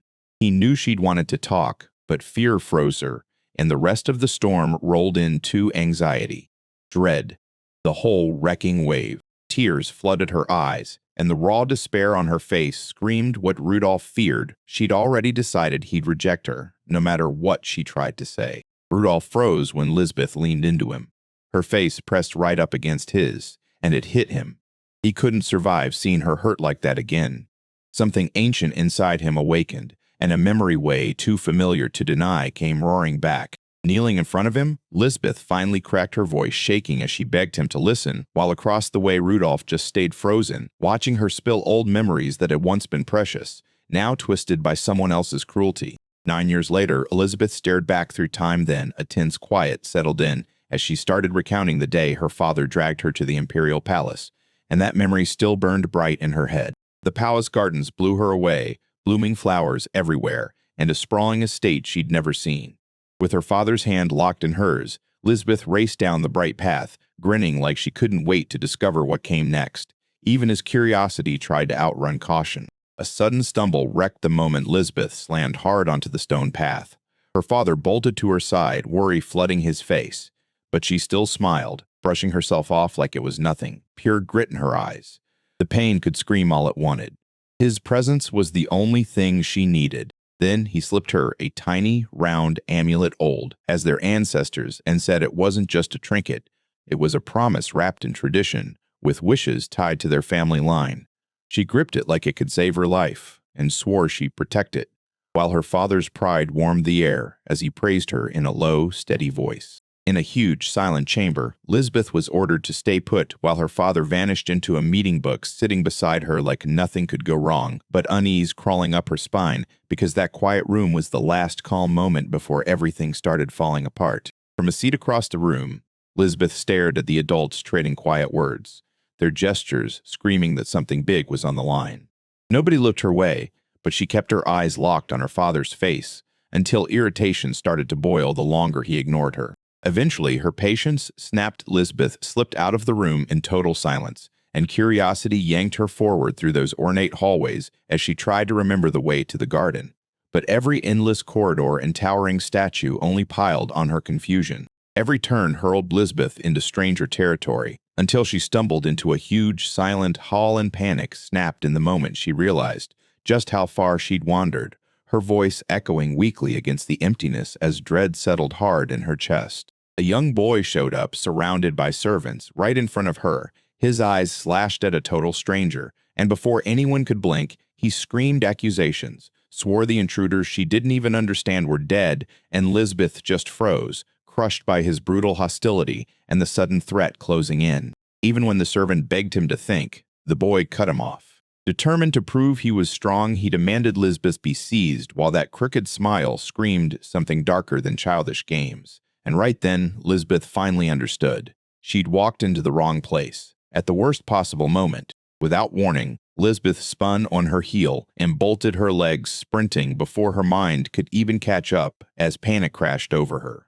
Right behind her, the prince snapped orders, demanding the servants take her down. And when she heard those threats aimed even at the guys hesitating, terror hit her like a tidal wave. Panic crashed through her thoughts as her feet slammed across the floor and she couldn't figure out why anyone would hunt her. What did she even do wrong? But the screams chasing her never let up. Corridors stretched on forever as Lisbeth snapped around each corner, heart hammering and breath cutting sharp in her throat. She shouted for help, but the hall swallowed her voice whole. No answers, no footsteps, just those once beautiful corridors now closing in like a prison. A sudden hand snatched hers before she could even scream, and a low voice hissed, "Follow me." She didn't recognize the stranger's face, but the iron grip and calm, steady tone froze her in place, body tight, caught between trusting him or fighting back. Behind her shouting, the furious boy snapped that she had to be found. His threats weren't just words anymore, and he promised punishment for anyone who didn't help. While the servants scattered in panic, Lisbeth slipped away beyond their reach, and her escape pushed on. Elizabeth crawled into that tiny room, heart slamming like a drum in her chest, and locked eyes with a soft blonde boy who lifted a hand for silence. He quietly shut the door, while she gasped for breath and her voice shook with pure confusion. But he stayed unnervingly calm. A warm smile cracked across his face, and Rudolph calmed her fears, fast telling her they were safe, for now. His quiet confidence hit her like a weird kind of comfort, and even with everything going on, she caught herself believing him. Outside, the danger felt miles away just for this moment. He leaned out, checked the coast, then hissed that nobody was there. Lisbeth stayed right at his side, nervous at first, but slowly easing into safety, like this still pocket of calm was worlds away from the chaos from moments ago. And for the first time, she didn't feel totally alone. Rudolph waited a beat, then demanded where she'd been trying to go, her mouth hung open, stuck, scrambling for the right words. But the truth spilled out in her face. She never meant to stir up trouble. She just wanted to reach the garden. Rudolph didn't waste a second. He guided her out. And when they stepped into the garden, sunlight burst through the trees. Flowers danced in the breeze, and everything felt the same as the first time, except this time, she wasn't alone. Lisbeth dropped to her knees by the flowers, eyes sparkling in the sunlight. Then, with a trembling little voice, she asked if she could pick some. Rudolph grinned and gave a soft nod. The fear melted off her, and she carefully gathered a small handful of blooms, one by one, like they mattered. Side by side, the two kids sprawled on the grass, giggling as they wove flower crowns. Lisbeth finally lowered her handmade masterpiece onto Rudolph's head, and pride lit up her face. He grinned right back. But deep in the trees, danger stalked from afar, just waiting for the right moment. Rudolph jolted, shoved Lisbeth into the bushes, then sprang in right after her, whispering fast and deadly urgent to stay hidden. She froze for a beat, confused and unsure, then went completely silent, because that bright moment had been ripped away without warning. From the hiding spot among the leaves, they listened with their hearts pounding. That hostile boy from before taunted them from the open path, sneering that someone like Rudolph didn't belong in the garden. Two kids stiffened at once, breathing so shallow it barely counted. Mockery kept going, and the prince loomed over a kneeling servant, demanding answers like a thunderclap. He wanted to know if anyone had spotted a girl nearby, just a few steps away, while Lisbeth stayed crouched behind the hedges, and Rudolph stood right beside her, silent and refusing to betray her. Rudolph kept his eyes steady and told the prince, "No, I haven't." Lisbeth sucked in a breath, while his calm voice covered up every flicker of fear, until the other boy narrowed his gaze like a blade, and for a second it looked like they might get to walk away. The whole world snapped. The really vig the Ramaran, the really unprovoked, mocking him for even trying to lie and calling him worthless. From the bushes, Lisbeth jerked back, terror exploding in her chest. Servants froze when they were told to grab Rudolph, and even as they pinned him to the ground, he just sat there, stunned silent, refusing to betray Lisbeth. From her hiding spot, she was too shocked to breathe and too terrified to say a word. Then he screamed for answers, and every refusal only fueled the rage fists, and Boots swallowed the questions. From her hiding spot, Lisbeth shook with terror, tears pouring as Rudolph got beaten for standing up and protecting her. And still, nobody stepped in. The palace bell blared, dragging everyone to lunch. Then the prince's attention finally snapped, and he strode off, his cruel threats dissolving into nothing as he vanished down the road, leaving only eerie silence behind, while Lisbeth sobbed from the bushes, still trapped in her grief. Lisbeth slipped out from behind the trees and stared as Rudolph tried to force himself upright. Grass stuck to his clothes, bruises crawling over his skin. And when she asked, cautiously, he waved off her worry with an awkward smile, like pain was just another old companion. Tears streamed down her face, unrestrained and confused, while Rudolph stilled and lifted his eyes for a beat in silence. Neither of them spoke, because it wasn't his injuries that broke her. It was how he swallowed every cruel mistreatment without a fight. Those quiet words about getting used to being hit snapped something in her, and she clutched her face, sobbing like her heart was breaking. Across from her, Rudolph dipped his head, finally getting just how deep her pain ran. Nobody had ever cried for him before, so surprise sparked across his face, then slipped into a shaky little smile, and warmth surged in his chest like, wait, I'm not alone. That one hit of empathy felt brand new, but it was weirdly comforting. Lisbeth plunged a hand into her dress and yanked out a treasured coin. Then she held it out to him like a gamble, trembling as Rudolph hesitated, until he finally took it.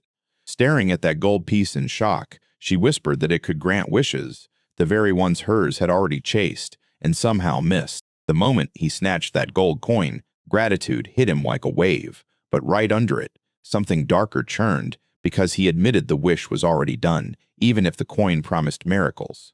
Sitting on the grass, the girl leaned in and grilled him. So what did you wish for? That garden moment burned out too fast. One servant swooped in and dragged her away before anyone could even trade names. And when the boy vanished, all that was left was a spark of memory. Years later, standing before a locked door, she felt that flash of him hit her again. He'd never forgotten her, the girl from the imperial palace who once pressed a gold coin amulet into his hands, and that tiny act carved itself into his memory like it would never fade. A decade after that brutal scolding, lightning struck again. Another identical coin landed in her hands, and fate nudged them toward the same collision. But fear still gnawed at his heart. He knew the girl everyone now called Lisbeth was the Frostvale Maiden, and that she was destined to kill him. She held her coin up like a challenge, and asked if he had one too. Then shock tore across his face. Recognition lit his eyes, and suddenly, two matching coins meant two shared memories, with the truth hitting hard in the quiet. Rudolph plunged his hand into his coat, yanked out a battered coin, and placed it gently in Lisbeth's palm. Her eyes immediately glassed over with tears, a quiet smile blooming as she stared at the simple token.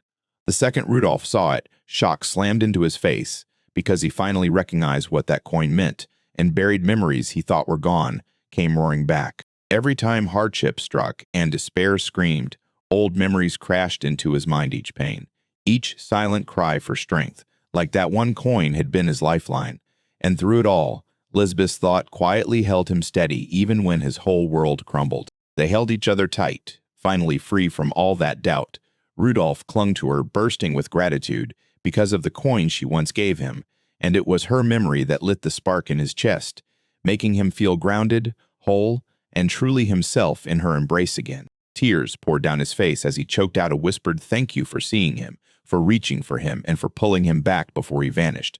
Because her presence wasn't just comfort anymore, it was salvation. Elizabeth fought through her tears and smiled anyway, pouring out the same heartfelt gratitude. Then their shared embrace swallowed the silence, and for the first time, they found peace just by being there for each other. In a lavish room fit for royalty, Rudolph nervously tried to speak to Lisbeth, but his words tangled as the tension snapped tight in the air, and her sudden look of surprise made the whole moment feel awkward-like.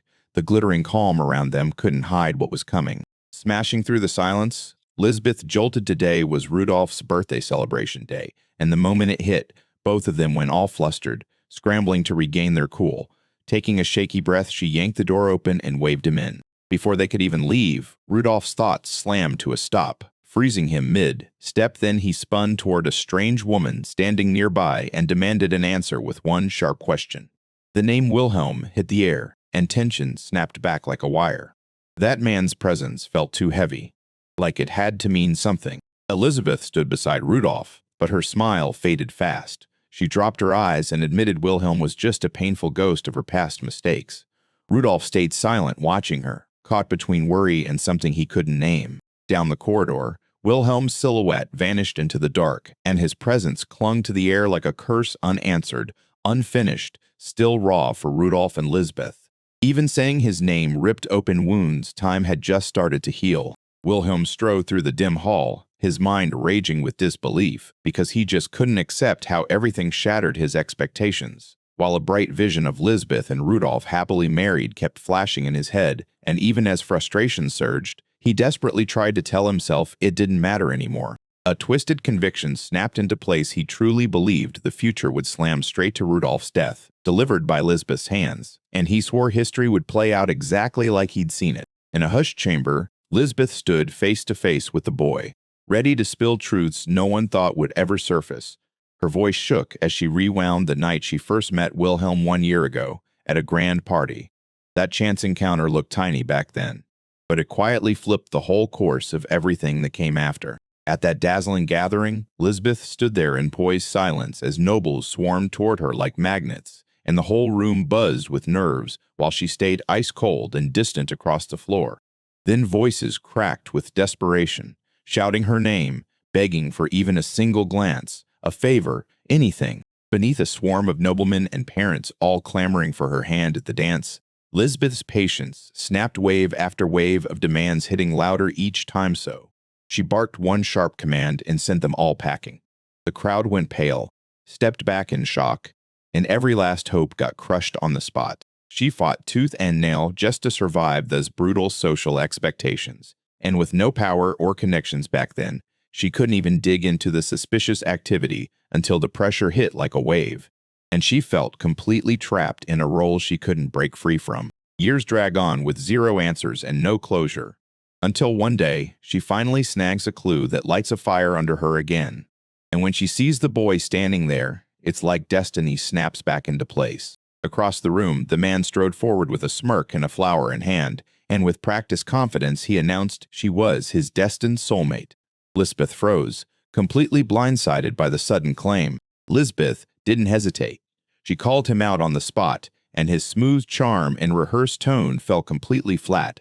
With steady words and iron resolve, she shut down his advance and made it clear she wanted nothing to do with empty talk or fake affection. Then it hit her like a punch. He started telling her about the day they met as kids, 8 years ago, right under the blooming jasmine. And as his certainty pulled every detail out of the past, her eyes snapped wide and the memories she never dared to question flooded in, crashing through the logic she'd clung to for so long. Elizabeth hesitated, then stared at his hair, now dyed red. Nothing like the boy she swore she remembered. With a calm gentleness, he explained how the rumors had driven him to change his look, and when his voice softened, he finally admitted the original color was the one she knew from that far-off day. Kneeling in front of her again, he slammed his vow into the air, swearing his fate would never break. Then he saw the same flower land back in her trembling hand, her eyes flooding with emotion. His heart tore with her, but he stayed frozen in place, holding his breath, waiting for the answer he chased for years. Elizabeth dropped her eyes and admitted the truth. Missing Rudolph had clouded her judgment and left her wide open. She trusted Wilhelm way too fast and started meeting him regularly, not seeing the trouble creeping closer. Before she knew it, their monthly tea dates turned into a habit, even as that nagging uncertainty refused to fade. Rudolph gritted his teeth every time Wilhelm's name hit the air, pure frustration snapping in him, even though he couldn't explain why, And the moment that man showed up, his nerves were in full revolt. Seeing Rudolph squirm with discomfort, Lisbeth freaked out, convinced he thought she was a joke, and she blurted out her guilt like it was choking her, rambling about how foolish she must seem, while Rudolph hurriedly insisted he wasn't angry at all, trying desperately to calm her down, but the regret still shimmered in her eyes. As Lisbeth rushed out an apology, Rudolph's mind hit overdrive, because if Wilhelm really had described their childhood meeting, then something was off, and the physical details just didn't match his eyes, his voice, or the way he carried himself. In a flashback, Lisbeth suddenly remembered one of their tea meetings, where she pressed Wilhelm about a keepsake from their past. The more she questioned him, the more cracks showed up. Inconsistencies piled high. Trust slipped away, and doubt quietly took over where hope used to be. In the middle of one of their quiet little meetings, Lisbeth brought up the tiny gift from their childhood, and Wilhelm answered with a smooth voice like he could still see the day they first met, then leaned in with a subtle smirk and asked why she wasn't wearing it if it really mattered to her. Even though he spoke in a soft voice, every word landed like a warning. Lisbeth froze, shocked by how fast his tone snapped, and when she finally said his name, her voice shook as she tried to figure out how to answer the silent accusation burning in his eyes. Wilhelm leaned back and spilled his explanation. He said the gift was so priceless he refused to keep it on Heisekok because he was terrified he'd damage it, so he hid it away in a special place to keep it safe. Elizabeth dropped her gaze, trying to make sense of his words. Something about his answer felt wrong, but she couldn't put a finger on it, and the quiet doubt in her chest only deepened. Time dragged on, and she kept pushing for the truth again and again. But every time she got close, Wilhelm shifted the conversation, inch by inch, until doubt crawled into every memory she used to cherish. Dear Maya, always sharp and watching everything, finally asked the one question Lisbeth was too scared to voice. Was Wilhelm really the boy she remembered? Years had slipped by, and his vibe and the details just didn't line up. And even Rudolph, despite his hesitation, couldn't pin down the truth anymore. A maid threw out a wild plan. If Wilhelm was lying, the real boy could still be out there somewhere, and Maya pushed to sneak into the palace to sniff out Lisbeth. Even with her doubts, she agreed. Determined as fire, Maya swore she'd take the mission herself, and right away. Her confidence caught everyone off guard as they tried to step in. But Lisbeth wasn't playing around. She demanded answers, and she trusted Maya completely to go find them. Rudolph's shock hit harder when he realized Maya was already serving as Lisbeth's agent, and it rattled him way more than he thought.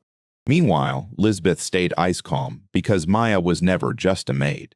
She'd always been her trusted guardian. No ordinary servant. Maya had been guarding Lisbeth since childhood, and if any spy or threat even hovered nearby, she would spot it in a heartbeat.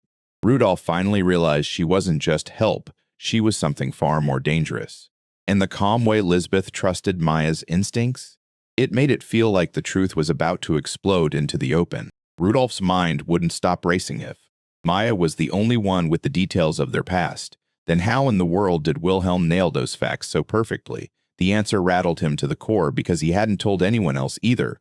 No hints, no slip-ups, not even once. Maya's infiltration let her catch Rudolph alone, clutching a gold coin in a rare, quiet moment. Small as it seemed, that one detail screamed more than he ever noticed. And for Maya, it was proof he just might be the boy from Lisbeth's memories. At the formal engagement meeting, Lisbeth spotted him again and felt that familiar spark flare in his eyes. No questions left to ask. The coin had been the answer all along, and she accepted the proposal on the spot. Rudolph froze, thrown off guard, and couldn't find his words fast enough. Wilhelm's fate was locked in. Fast Maya slipped Lisbeth's decision straight into his hands via a clear, no-ifs letter meant to cut every tie. The hallway stayed dim and still, but in Wilhelm's absence, those words hit like thunder. And once that message landed, Maya's heart stopped wavering for good. The letter hit Wilhelm like a punch, and disbelief snapped through him. He couldn't even process being shut down so suddenly. Maya, steady as stone, told him Lisbeth wouldn't see him anymore. And just like that, the connection he thought he locked in was already ripped apart, beyond saving. At the door, Maya stopped Wilhelm dead with one sharp question. If he truly remembered Lisbeth that day, he'd remember the one detail she handed him. No one else could know it, but the real boy, cornered. Wilhelm froze then, With a chill, unnaturally calm voice, he insisted the gift was just a brooch. Maya's expression flickered in tiny tells. That answer sealed the truth, and her polite smile covered the verdict like a blade. Later, Lisbeth ran it all to Rudolph, because once she said it, the truth couldn't be dodged anymore. Wilhelm had been lying the whole time, and those weren't just doubts in her head anymore. They were facts. Rudolph snapped, demanding answers. How could Wilhelm know pieces of their past but miss the rest? One wild thought hit him. Maybe Wilhelm was lurking that day, watching from afar, catching only fragments of their garden exchange. That explains the half-hidden clue. Elizabeth did hand Rudolph something, and he just couldn't name it. When they pushed him, he blurted, "Brooch," like it was the only answer he had. Suddenly, everything clicked. But now the real question hit hard. What did Wilhelm actually want from the start? And why did he spend all this time pretending to be someone else? A maid cornered the young noble and fired a sharp question at him about what happened with Lady Lisbeth and when he clammed up. It was obvious he was hiding something far darker, cornered into answering. He insisted Lisbeth had handed him a brooch. That very day yet, his jittery face and hollow eyes screamed he didn't believe his own story. And from a distance, Lisbeth clocked something was seriously off. Later, in a lavish room, another woman snapped open the truth, because the second she caught the man lying, everything clicked into place, piece by piece, until his whole chain of deception stood exposed. Doubts clawed at the young prince's mind, and Wilhelm's half-knowledge only fanned the flames. Because suddenly he remembered playing in the garden that day, seeing Wilhelm lurk in the shadows, quietly stitching together broken pieces of the truth. His thoughts spiraled deeper, and the prince finally clocked it. Wilhelm kept dodging the question, then only admitted the truth at the very last second. A brooch. The prince figured Wilhelm must have spotted an exchange, but not well enough to say it straight. Panic tightened in his chest. Why lie? Why now? The answer felt like it was hiding in the past, yet breathing down his neck in the present. Rudolph stays silent while Lisbeth slips away to greet the guests, even though everyone still knows their bond hasn't been officially announced, and the Emperor's sudden, unexplained decision won't leave his head. As he watches her go, he forces a calm face to hide the unease crawling under his skin. Choosing discretion, Rudolph slipped away from the spotlight, drifting quietly between the columns where no one noticed him. While nobles traded smiles and bowed to Lisbeth so he stayed out of reach, praying he wouldn't ignite gossip or draw suspicion. Lisbeth swept into the room with pure poise, instantly pulling everyone's eyes her way, half stunned in admiration, half whispering in curiosity. Then the musicians struck up, and the ballroom erupted into movement and music. Couples flooded onto the dance floor, swaying in perfect sync with that elegant melody, trading bright smiles that lit up the whole room. Soft touches and practiced steps spun them in circles as pair after pair joined in, and suddenly the entire night felt dangerously romantic. Standing alone at the edge, Rudolph watched in silence, and for once, he couldn't look away. This wasn't like the old gatherings. The scene hit him with a strange pull. He stayed perfectly still, but his eyes tracked every dancer's move, until one thought slammed into his head. A dance. Huh? Rudolph's nerves snapped tighter and tighter as the music kept rolling, and panic screamed at the idea of refusing a dance if they came for him. His mind threw up nothing but fuzzy memories of village festivals and awkward routines from some far-off future. Right when he thought he could slip past unnoticed, Lisbeth called out softly, her eyes daring him to answer. Rudolph jolted at her question, then stammered through pure embarrassment. He admitted, fast, that he'd never danced a day in his life. Across from him, Lisbeth didn't mock him. She looked relieved, even kind of amused. Right before he could back away, Lisbeth shoved forward with a grin, no doubts, no games. She promised she'd be his partner and lead the way, and that certainty hit him harder than the thought of dancing ever did. On the dance floor, she seized the lead, and Rudolph locked in on her directions, matching every step the best he could while his mind went dead quiet as he counted the beats, and all around them the guests stared as the two swayed to the rhythm. Whispers rippled through the crowd, some sneered at their moves as childish, others scoffed that Lisbeth even dared to team up with him, but neither she nor Rudolph so much as blinked.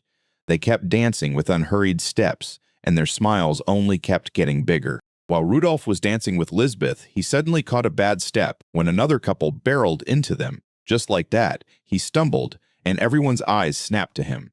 The nobleman flashed a sly grin and apologized, and Rudolph, desperate to save face, backed out fast and hurriedly excused himself from the dance floor. For a moment, he was left alone and imagined voices crawled under his skin, turning quiet whispers into brutal taunts, mocking laughter, and vicious accusations that stabbed his heart.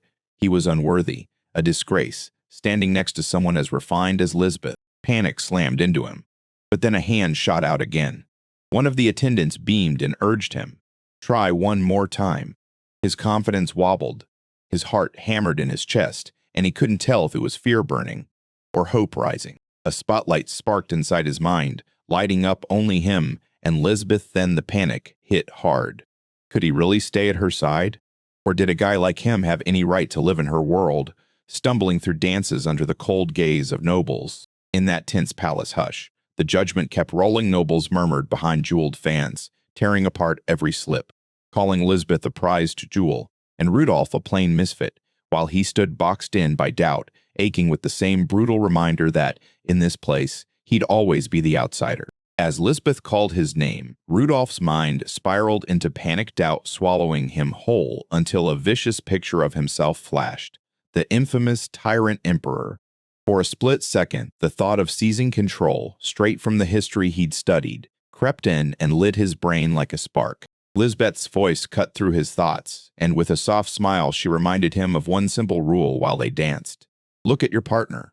Her tone stayed gentle, but it still hit him way deeper than she knew. Rudolph snapped back to reality, straightened up, and apologized in a low voice. Then he reached for her hand again, because this time he wasn't chasing pride.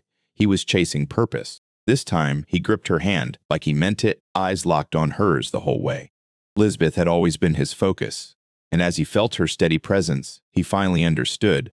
Walking away from her was never the right choice. With sudden clarity, their steps clicked into place, matching each beat like they'd always belonged together. Nearby nobles gasped, stunned by the shift. What looked clumsy a moment ago now moved with pure grace, and every critic was left staring as the two danced flawlessly in perfect sync. In the crowd, disbelief rippled through the murmurs, and one noble leaned in, shocked that a beginner could sync their breathing with the dance. Yet it was Rudolph, calm and steady, and another guest admitted in a low voice that he was kind of cool. Rudolph and Lisbeth glide across the floor like they practiced for years, their steps locking together with pure confidence and total trust. Eyes met, bodies synced, and as they smile their way through the ballroom, they forget everyone else is watching. Their laughter burst out soft, real, and as the final steps crept closer, that nervous tension vanished from their faces, like every earlier stumble and worry had been swept away by pure shared joy. As the music died out, cheers exploded all around them. Lisbeth swept into a graceful curtsy, and Rudolph brought up the Abao nobles and their guests, who'd mocked them before and now stared in awe, silently admitting their performance was unforgettable. Back in his seat, Rudolph slumped and panted hard, but then relief hit him. He hadn't embarrassed Lisbeth or stepped on her feet. She slid up with a bright smile, praised his effort, and made him blush. He thanked her sincerely, knowing her lead was what made it possible. Rudolph sat there alone, replaying how the whole thing turned out, and it hit him. Those festival dances from his old life had actually saved him way more than he ever dared to hope. Sure, the instruments and tempo were different, but the rhythm and the way it was built felt weirdly familiar, like he'd done it before. That useless thing he dismissed long ago actually survived the ages, like the noble dances of this era grew from older, simpler traditions, the steps changing for centuries while the soul stayed the same, and somehow he'd scraped by just barely, still able to keep up. A breath burst out of him as he leaned back, and even if the world swore he was headed for ruin, something inside him snapped into place, because he wasn't stuck in history's script. If the future dared claim he'd rise as a feared emperor, then he'd storm in and rewrite it with his own hands. Clenching his fist, he swore he'd forge a new road, one paved with peace, and Lisbeth right beside him, until his vow snapped into place, and then someone approached. The mood turned bright for a second, until he looked up and saw exactly who was standing there. Marquis Douglas Falkland was Lisbeth's father, and his sheer presence thickened the air, swallowing every breath.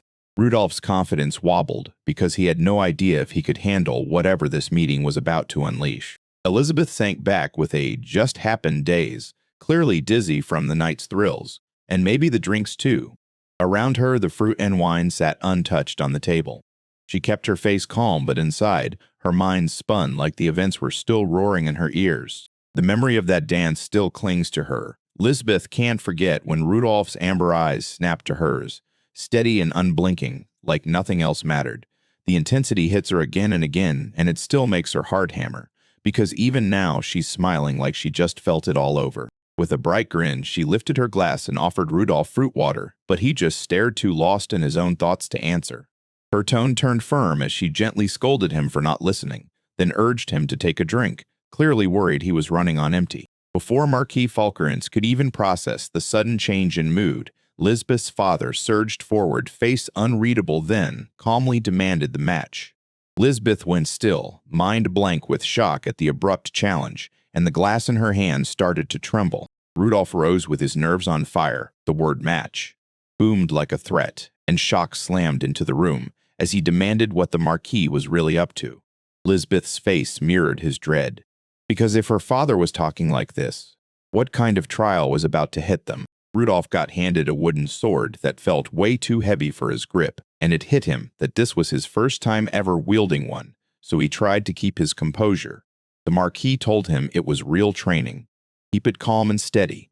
But when Rudolph hesitated, the man's eyes turned sharper as he studied the blade, and Rudolph spotted deep gouges that proved it had seen years of use. The Marquis stood his ground and locked his grip on his own sword, then bragged that swinging it 1,000 times every day had been his childhood routine, while a fierce, crackling aura roared around him, showing that he wasn't just some clueless noble. Rudolph snapped to attention and froze on the spot. Ice-cold panic crashed through his mind. This wasn't a spar anymore, it was execution, wearing a friendly mask. Every instinct in him roared one word. Still clutching his sword like it was lifeline, Rudolph spun toward Lisbeth, and her worried eyes screamed louder than any words. As the Marquis surged forward, poised to strike, the pressure crushed down fast. Rudolph knew right then this wasn't training. Rage simmered under the skin because the Marquis didn't just disapprove of the engagement, he despised it.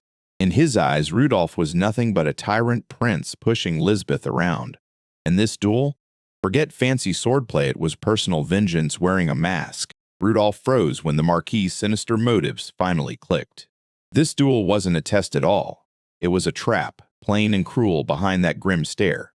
If anything happened to Rudolph during training, everyone would shrug it off, so he panicked and realized he might be marching into a setup with nowhere to run. Elizabeth lunged forward, trying to stop the reckless showdown. She could feel coming, her voice shaking, as she shouted that Douglas, the Marquis's father, was the obsidian war demon who'd crushed countless foes, and the sight of the mangled bodies he left behind slammed Rudolph, still as a statue. Fear slammed into him, but he refused to flinch. He planted his feet and even admitted it to himself. Fists clenched so hard they ached.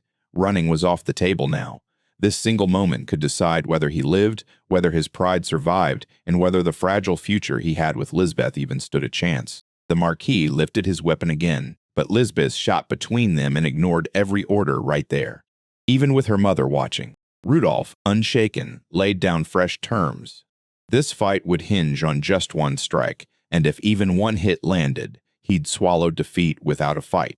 No arrogance, only pure resolve, because from this moment on, the duel was finally going to be settled on his terms. The duel kicked off when Lisbeth's mother gave the signal, and Rudolph clamped down on his sword, forcing a calm smile to bury his shaking nerves, while gratitude burned hot inside him, even as rage fumed. The Marquis acted like Rudolph couldn't land a single scratch, and backing away was never going to happen now.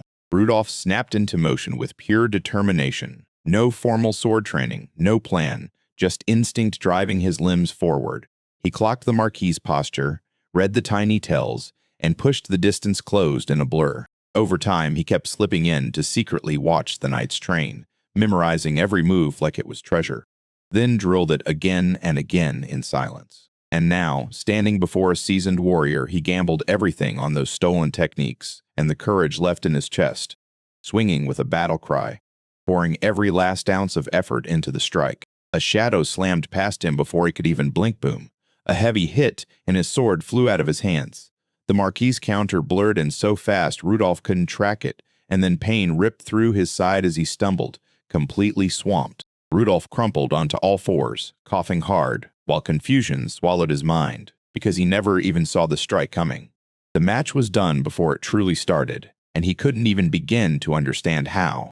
Rudolph hauled himself up in dead silence, his eyes swallowed by the shadow of defeat. Then his grip clenched hard around the wooden sword as Marquise Coley called for the next attempt. Rage burned in Rudolph's chest as he threw himself into yet another brutal assault. He roared and kept slashing, hunting for the tiniest crack. But every hit got swatted away with effortless precision, time after time. The Marquis didn't budge, just stood there like a living fortress, and with zero hesitation he shut Rudolph down again, slamming him right back to the ground. Unrelenting Rudolph kept rising again and again. He'd swing with everything he had, but every time the strike failed, that same icy word snapped back at him, again and again. He panted through the ruse and clenched his teeth, refusing to stop, but the punishment only kept getting worse. From the sidelines, Lisbeth screamed in pure desperation, her voice breaking like glass as Rudolph's body shot up from the next hit again and again his sword got blasted aside, while the Marquis refused to slow down and his attacks started getting even more brutal. Down on the ground, Rudolph snapped to the true strategy. Foresight, even his past life knowledge couldn't save him now. This battlefield didn't care about brains. It bowed only to strength, and the obsidian war demon towered over him. One last strike, and it was still just out of reach. Blood dripped from Rudolph's mouth as he fought to stay upright, while the Marquis loomed over him, stone cold and demanding more, because the gap in their power was unmistakable, and still, Rudolph's defeat didn't feel finished. His opponent's words landed harder than any punch. Rudolph couldn't block a single one. Not with this kind of strength. Not when Lisbeth was right there. Her image burned in his mind, and worry and rage and helpless fury churned as he snatched for the sword again. Elizabeth screamed from the sidelines, begging it to stop. Yet Rudolph refused to listen, doubling down because retreat wasn't in his bones, and that old vow he'd made years ago crashed back into his mind. Next, as he hauled himself up, a wave of agony slammed through every limb. But he clenched his teeth and pushed to his feet, bracing hard on the sword. The choice wasn't made in this courtyard. It was made the instant he decided to rewrite history. This was his road now, and it would demand every ounce of suffering. Back when he was born, fate had already stamped his life with a grim D at 25. But the moment he got engaged to Lisbeth, that death sentence started slipping now. Every heartbeat made the future he remembered feel shakier. And somehow that doubt didn't scare him at all, because as long as he was still breathing, he'd keep driving forward. Rudolph finally grasped what his position was worth, because the moment he became engaged to Lisbeth, he didn't just change his life, he shifted history, and now both of them were walking straight into danger, where any day could be the last, and it wasn't just him standing by his side put Lisbeth at the same breaking point. Now he dropped to his knees, stared straight at the Marquis, and spoke with a steady voice. No chess moves, no tactics. Just pure intent. Rudolph knew this wasn't about raw power at all. This was a verdict. And the duel? Not punishment. It's a straight-up test of whether his resolve would hold. Gasping through ragged breaths, he made it brutally clear. The fight was a test to see if his will to protect Lisbeth was real, and bruises and blood didn't get a vote. What mattered was the choice to stand up for someone else. Even after everything he'd been through, he still swore he could fight, no doubt in his voice, no hesitation in his eyes. Even as his whole body screamed with pain and his wooden sword shook in his grip. The final charge didn't land, no matter how hard it tried. The Marquis just stood there, face carved from stone. Then Rudolph's exhausted body surged forward, throwing frantic thrusts like a last breath. Sure, the attack was messy and light on skill, but to the Marquis, it was a joke easy to dodge. Still, Rudolph clung to it as the proof he could finally leave behind. Rudolph snapped into a ferocious strike. Eyes blazing with razor-focused rage, his wooden blade crashed into the opponent's weapon and exploded into splinters, stunning him for a heartbeat as a ruthless surge of intent hit like a wave. But the man didn't fold. He steadied himself, admitted the pressure hit hard, and still said he could handle it. The impact shattered both weapons, but Rudolph never backed down. He just barreled forward, and his foes flinched in shock at the sheer force, stumbling back as if they couldn't believe what they'd seen. On the floor, splinters of wood scattered everywhere, screaming just how brutal that hit really was. Rudolph didn't hesitate. He surged forward and drove the shattered handle straight into the man's abdomen. blood bursting out as the impact landed. Even with his enemy trying to swing back, Rudolph was already on him too close for any clean counterattack. Nearby witnesses froze and gasped, then a noble barked in panic as the young prince crumpled forward, completely wiped out. The training sword slipped from his shaking hands, and the whole air filled with stunned disbelief. Silence slammed back into the palace as the hall went completely empty, untouched by the chaos that had erupted moments ago in the prince's chamber. Only moonlight danced across a perfectly made bed, waiting for the boys to return, like it was holding its breath and asking if he'd ever rise again. Rudolph's eyes flashed sharp, and a ruthless killing intent burst out so hard it jolted everyone nearby. Then his wooden blade rocketed forward and smashed his opponent's weapon clean in half. Wooden shards exploded between them as the older man jerked back, pure confusion snapping across his face. Rudolph stayed rooted, pounding out heavy breaths. The man's shattered weapon clattered to the ground, and for a beat both of them just froze, staring each other down, hunting the next move through razor-sharp eyes. Momentum snapped Rudolph forward in a sharp lunge, and he rammed the jagged tip of his broken weapon straight into the man's torso, clean, brutal, and forcing blood to explode across the air. The man maumed to lift his arm, but slamming the gap shut before retaliated. Spectators snapped into panic. One knight screamed as Rudolph faltered, stumbling backward from the clash. His shattered sword skittered out of his grip, and the crowd burst into gasps when the young prince crumpled, collapsing under the crushing weight of his wounds and exhaustion. Far from the battlefield, moonlight spilled through the palace hallways like a hush silent, eerie. Inside his chamber, the grand bed sat untouched, elegant, and unmoving. And while that room stayed perfectly still, it had no clue the prince was fighting for his life just beyond the door. Rudolph's strikes looked random at first, but every blow slammed the exact same spot with ruthless precision until his opponent finally snapped to the truth. He'd been baited into taking hits right on the sword's weak point. As the observers started connecting the dots, one guy said it was probably a gamble. Rudolph was testing if that battered wooden sword would finally snap under the grind, but his moves meant way more than plain brute force. They finally got it. Rudolph was clearly outmatched in skill, but he'd figured out the weapon's age and pounced on its weak structure, snapping the odds around. This wasn't luck. It was ruthless analysis under pressure that turned a doomed situation into a victory he could seal. The realization hit the swordsman all at once. Rudolph wasn't just talented, he was raw, uncut genius. Under all that routine fighting, and that electrifying truth sparked something in his chest like it had been sleeping for years.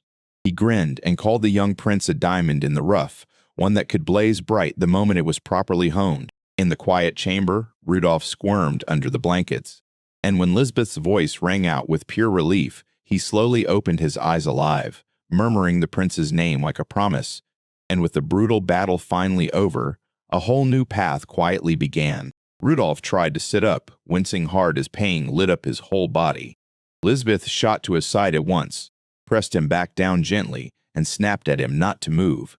Yet her worry was blazing while he fought to cover the ache spreading everywhere. Right as it happened, Rudolph blinked and found his head resting on her lap, pure shock exploding across his face, because they'd just gotten engaged, and this closeness hit way too fast for his brain to catch up, leaving him spiraling over every stiff aristocratic rule he could think of. Tension snapped tight as Lisbeth sat frozen, drenched in nervous sweat, her nerves screaming with every second. Meanwhile, Rudolph kept spiraling over appearances, terrified someone would walk in right then. The door blasted open and Lisbeth's father stormed in, demanding to know what the hell was going on. Rudolph shattered the awkward silence with the one question burning in his head. Staring up at Lisbeth was the match's result finally swaying her father's opinion. Was Rudolph finally earning the approval he'd been chasing? Elsewhere inside the palace, the Marquis paced with heavy, thoughtful steps, speaking in a low voice as he pointed out Rudolph's hidden potential, straight up admitting with shocking sincerity that the young prince had what it took to become a king. And you could finally see his hard heart start to soften. At the foot of the stairs, the Marquis came to a stop. Then he spun toward Lisbeth, voice hard as iron, ordering her to stay glued to Prince Rudolph's side. With a sharp nod, he claimed them both, her and the prince's family, daughter and son. Lisbeth just froze, stunned, speechless. Moments later, she scooted beside Rudolph and cradled his head with tender care the moment the Marquis finally slid out. leaving with a smile that trusted Lisbeth to tell him herself. She leaned in and whispered the truth. Her father had accepted him at last. Rudolph's eyes widened, and the fear drained out of him in real time. Her words landed on him like a warm sunrise. Elizabeth beamed, pride blazing across her face, and she praised his efforts, calling him Your Highness, not from duty, but from the heart. Rudolph lifted his gaze, quiet gratitude flooding him. Overwhelmed, yet deeply thankful. They stayed close, wrapped in a comfortable hush, and didn't need a single extra word because the trust between them had finally grown beyond duty into real understanding. And that quiet moment in the soft light said more than any vow or declaration ever could. Meanwhile, beneath the cold night sky, pure frustration exploded somewhere else. Maya, the young maid, sobbed in total despair. She'd been dreaming of going to Lisbeth's birthday party for Sama, but somehow she got left behind, fists tight, voice cracking as she screamed her heartbreak into the moonlit air.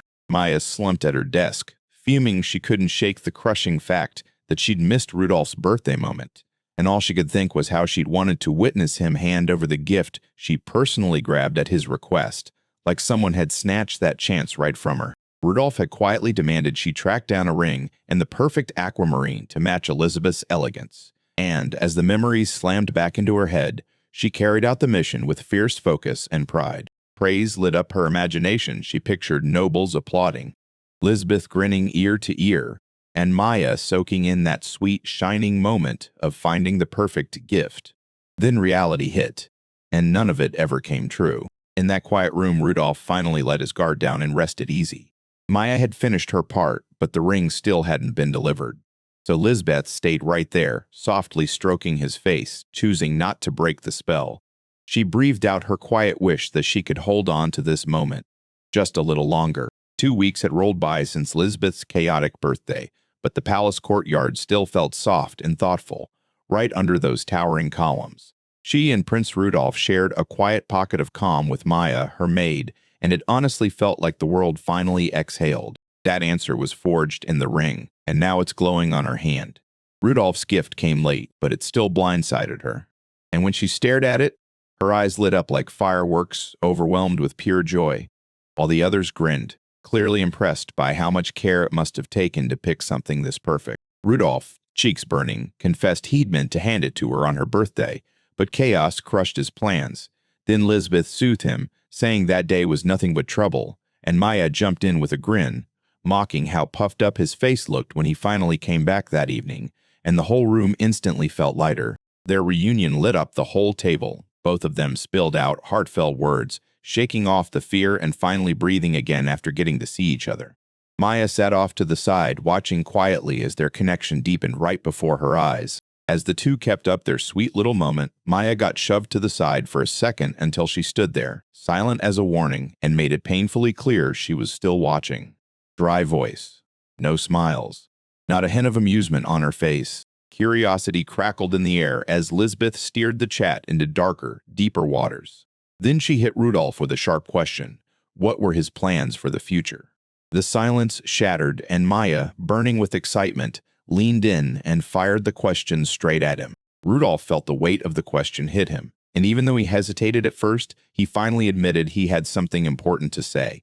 Then he refused to blurt it out, urging Lisbeth to back him up for what came next, and Lisbeth listened, eyes locked, sensing just how serious those words were. Rudolph paused mid-step, eyes sharp as he scanned the area, then backed off the table and stared into the bushes like he could spot hidden eavesdroppers any second. Maya shot back a calm, instant reassurance that there were no spies around. And somehow that steadied him just enough, even with the tension still hanging in the air. He stormed back to the table and blurted out his plan. Rudolph was thinking about teaming up with someone from the royal family, and even though he tried to keep a cool head, he couldn't ignore how dangerous it could be. Then he even admitted he wouldn't mind if their enemies overheard, just to lure them out. Lisbeth's eyes went wide as he pushed the truth even further. His grand alliance would hinge on one of his 3 older brothers, and both of them were left reeling from the shock of it. Rudolph dropped a bombshell. He named his 3 older brothers, and each one looked like a real shot at the throne. Frederick, running the empire's finances with iron control and crushing political support. Oscar, a ruthless battlefield leader backed by the martial nobility. All three brothers were hungry for the throne, and Lisbeth leaned in, listening as Rudolph laid out their plan. Each one was trying to lock down an alliance with a powerful Falklands family, whose military muscle would make them untouchable.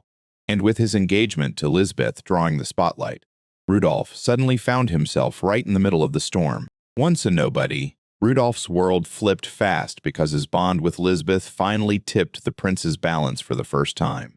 Every choice he made now could slam the succession struggle into a whole new shape, and he felt the weight of it in every breath, knowing exactly how much each move would cost. Lisbeth and Maya instantly clocked what was happening. Each prince was eyeing Rudolph like a ladder to power, and his engagement shoved him right into the center of the whole political trap. Rudolph straightened his stance and made it crystal clear he didn't want the throne. All he wanted was to lock in his safety with a powerful alliance. That's it, nothing more. She finally got what Rudolph meant back then about spies. He wasn't being paranoid, he was being precise.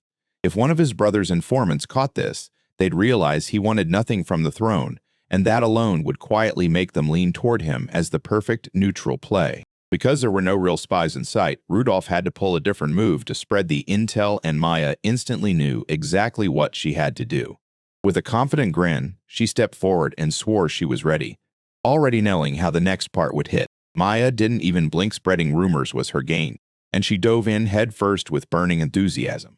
While Rudolph trusted her, but couldn't shake a flicker of worry, and Lisbeth watched all of it, clocking just how weirdly eager and dangerously confident that maid really was. Rudolph snapped his gaze to Lisbeth and apologized for dragging her family's name into his political stunt. She froze for a heartbeat, then sighed and accepted it. No pushback, even if palace politics had zero appeal to her.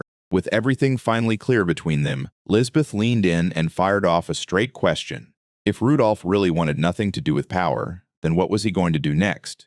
The future that used to feel hazy now demanded his move. After surviving the poisoning, Rudolph finally confessed what he'd been craving all along. He wanted out of imperial business for good, just a small plot in the countryside. Quiet peace, and nothing to do with palace chaos. Because power and status meant nothing to him. With Lisbeth by his side, everything changed. His calm little world cracked wide open, because even if he hid in a quiet village, danger would still track him down, use his identity to pull strings, or wipe him out before he became a problem. A peaceful life was gone for good. Determination hit his voice like thunder. He refused to stay powerless anymore. Strength wasn't for chasing dreams or glory. It was for protecting what mattered. Fire burned in his eyes as he chose his path. Power to defend himself and the people he cared about, no matter what threat came roaring in. Maya felt the crushing weight of his choice, knew the road ahead wouldn't be kind, and still promised her support. Lisbeth even smiled softly too, because his conviction sparked the same kind of strength she remembered from before. Her voice crackled with confidence, and she told him, straight up, he'd make it through no matter what monsters or problems showed up next. She never once doubted him. At the Grand Zodiac Palace, a Falklands noble stood before the emperor, thanking him for that rare audience with a deep bow. And once the emperor waved off the stiff formalities, he urged him to speak his mind, right as the tension in the room began to thicken. A nobleman brought up Prince Rudolph and his daughter, Lisbeth, both just 14 and about to march into the Imperial Academy, and then dropped a bold idea, set them up in a special arrangement he swore would forge a stronger bond and shape their future roles. With steady confidence, the noble pleaded to let Rudolph stay at the Falklands home for a while, saying it was all about building the stronger bond between the prince and his daughter before academy life ever kicks off. The emperor's instant rejection crashed through the hall, but the nobles kept firing back. Training, protection, growth for the prince, and all of it outside the palace. Yet he stayed stone cold, insisting the prince belonged at the empire's heart, not as some guest in a vassal's house. The moment his voice landed, the emperor slammed the decision shut, and the nobleman froze in shock, only able to stammer while the emperor teased that more reasons were coming, and they weren't done with him yet. The emperor's voice turned stone-cold serious when he brought up Beatrice, warning that anything happening to her would spell doom for Rudolph. Then the nobleman's mind snapped straight to bitterness, instantly blaming some sly courtwoman he despised, his face twisting in raw frustration as he refused to swallow those accusations. He switched gears and proposed a bolder plan. If Rudolph couldn't leave the palace, then Lisbeth would have to stay right by his side. and he demanded her attendants be allowed onto the palace grounds too. His idea was daring, but every word was chosen with surgical care. Even as a nobleman hesitated, he still admitted how it broke him to send his daughter into the palace, but he couldn't stomach risking Rudolph because Rudolph was meant to be his son. Meanwhile, the emperor mulled over with cold seriousness, weighing every risk with unwavering resolve. So eventually, the emperor let out a reluctant sigh and gave in, but only if Lisbeth could survive Pallas's life or death test. She stepped up, swore the noble wouldn't back down, and vowed to come visit every day, ready to oversee Rudolph's training herself, if it came to that. The emperor leaned in, gripped by curiosity, and demanded what Rudolph had done to spark that kind of loyal fire. Then the noble didn't stall, saying the prince had revealed something people could genuinely believe in. Rudolph's shocking news cut through the crowd. He'd just sparred with the terrifying obsidian war demon, and the emperor snapped upright, eyes lighting up. Then worry flickered across his face like, was that fight too dangerous? Reassurance hit fast. Rudolph's sparring bout showed he had real fire, and with the right guidance, he could even top seasoned warriors. The noble never wavered in believing in the boy, and the emperor's interest only grew stronger, even with all the ugly mess that had already surrounded his son. After hearing what the prince could do, the emperor finally admitted he'd sensed Rudolph's gift from the very start, just like that. Surprise snapped onto the nobleman's face, but pride didn't ring in the emperor's voice like a father should, and something about it felt deeply wrong. Then it hit her hard. The look in the emperor's eyes wasn't warmth at all, it was calculation, and her confusion curdled into dread as she realized the emperor might be pushing Rudolph for reasons that don't serve his good. Doubt surged, sharp as a blade. If the emperor had always known about Rudolph's power, why didn't he shape it, feed it, grow it? There were so many chances to help him, yet neglect swallowed a kid who could have been the empire's shield. The nobleman finally stood there, and the silence crashed down, questions still screaming, with no answers in sight. Inside the royal chamber, the emperor leaned in and crushed Lord Falkland's hopes. His daughter's stay at the palace wasn't a gift anymore. It was a bill, and it had to be paid right now. The moment those words landed, Falkland was frozen, because polite diplomacy was gone, and what replaced it was gone, and what replaced it was cold, bitter leverage. Outside, ants swarmed and fury detonated. His clenched fist smashed the marble pillar in rage, spilling from more than just humiliation as the truth hit him. Something far deeper had just been revealed. Confusion snapped into fury, because why would Prince Rudolph, a kid with rare talent, get thrown aside by his own father? The doubt melted into certainty. This wasn't some accident. Every insult, every dismissal, every cold rejection was planned down to the last detail. The full truth slammed into him. This was the emperor's doing, the very man who was supposed to raise his son's strength, yet he engineered Falkland's collapse, keeping him out of sight and stepped on so no real danger ever stirred from within, and that betrayal shattered Falkland's trust in the crown. Meanwhile, in the palace garden, Lisbeth just sat there like nothing was happening. Unaware the political storm was brewing around her, and when they asked why she'd lingered so long, she looked genuinely caught off guard, because innocence was colliding headfirst with the schemes already spinning into motion. Lisbeth burst into the palace with a jaw-dropping announcement. She'd move in right then and there. Prince Rudolph didn't know what hit him, staring wide-eyed and frozen in pure shock. Outside the palace, tensions snapped into chaos. Rudolph stormed up to Maya, demanding to know why she never gave him a heads up. Maya insisted it was supposed to be a surprise. Lisbeth pushed back, saying she'd been told Rudolph was already in form. Later, at a formal dinner, Rudolph stayed sharp-tongued and on edge when a servant asked what to prepare for an upcoming meeting.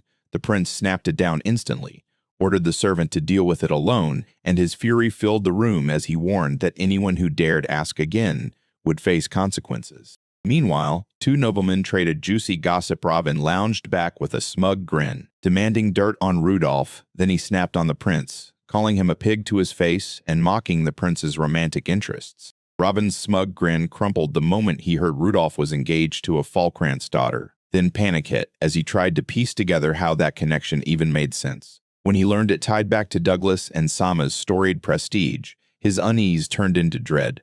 He started asking where the Falklands family even mattered, but it was too late. He'd seriously underestimated Rudolph's power, his connections, and what that future influence could do.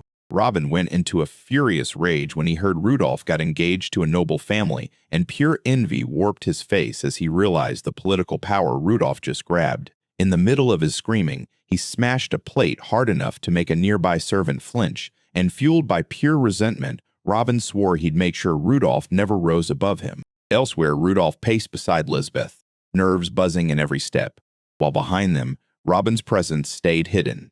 But his resolve hardened as he swore to smash Rudolph's engagement, no matter what it cost, because the rivalry had officially ignited.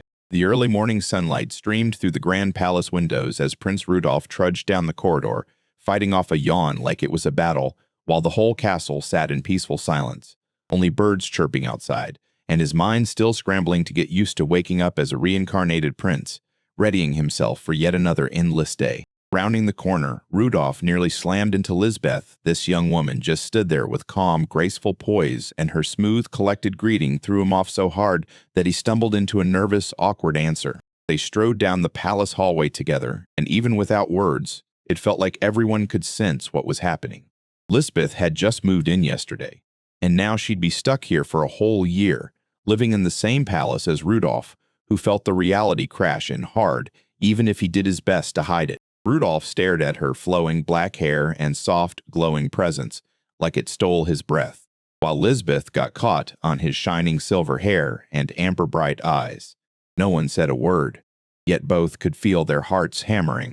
That feeling hit like a wave too fast to handle, so the quiet tension and flustered admiration just crashed over them, and both of them were mentally screaming as the morning encounter left them shaking, breathless, and scrambling to regain control. Breakfast was almost over when Rudolph quietly nudged a few carrots aside, until Maya, the palace maid, showed up with a scowl and caught him off guard. And Rudolph panicked, babbling that leaving just a few behind was harmless. Across the table, everyone leaned in as the moment exploded. Maya snapped at him like he was a kid, and he shot back that he'd outgrown that label for good, while Lisbeth just sat there, watching in silence, and another maid hammered home the need for a balanced diet. Two servants huddled to the side, staring at how far he'd changed. One muttered about the brutal turnaround after that past poisoning attempt, and the other laughed, remembering the old Rudolph, the guy who literally fired chefs for sneaking in carrots. So when Maya wouldn't quit, it felt strange. But her stubborn grit standing there in front of royalty without wavering was impossible not to notice. Sitting there with poise, Lisbeth raised a fork and studied a single carrot like it was evidence, asking why he hated it calm, steady, and sharp. Right then, another staff member murmured that his attitude shifted right after his engagement, because her presence had clearly hit him like a change you could see. Rudolph hesitated, then forced a shaky smile while Lisbeth snatched the carrots and offered to finish them, setting off nervous little flinches in him. Even with Maya pushing back, the whole room suddenly felt warmer, and the chef gave a quiet smile as Rudolph stared at it all, realizing comfort was quietly creeping around him. Rudolph shut his eyes tight, gritted his teeth, and bit down on the carrot, and in that split second, the whole dining hall erupted in shock as staff stared, gasping at the prince for pulling off the impossible. Joy erupted fast among the crowd. Lisbeth's presence had clearly done the trick. Rudolph let out an awkward laugh, rubbing the back of his head like he didn't know where to put himself. The staff kept exchanging those "no way, right" looks, wondering if she really was his fiancée. And deep down, everyone seemed to think the palace's future might finally be in safe hands. Elsewhere in the palace, a hushed conversation spilled out. Our chef and a maid trading whispers about the chaos. So many workers got cut during the restructuring, but the ones left behind couldn't ignore Rudolph's sudden change. And Maya? She didn't hesitate. She struck down anyone with bad intentions, all to keep the prince safe and healthy. The grand dining hall drained away grainy light through the windows as it emptied out, and Rudolph froze at the exit, his eyes snapping to the doorway and a soft murmur slipping from his lips the moment he recognized the familiar figure. Without a second thought, he swept the question in, "Come for a walk, Lisbeth," and it totally blindsided her, yet she lit up and said yes fast. Their words tangled like sparks, and suddenly it was clear they weren't just connected anymore. They felt it. What used to be unsure now felt solid.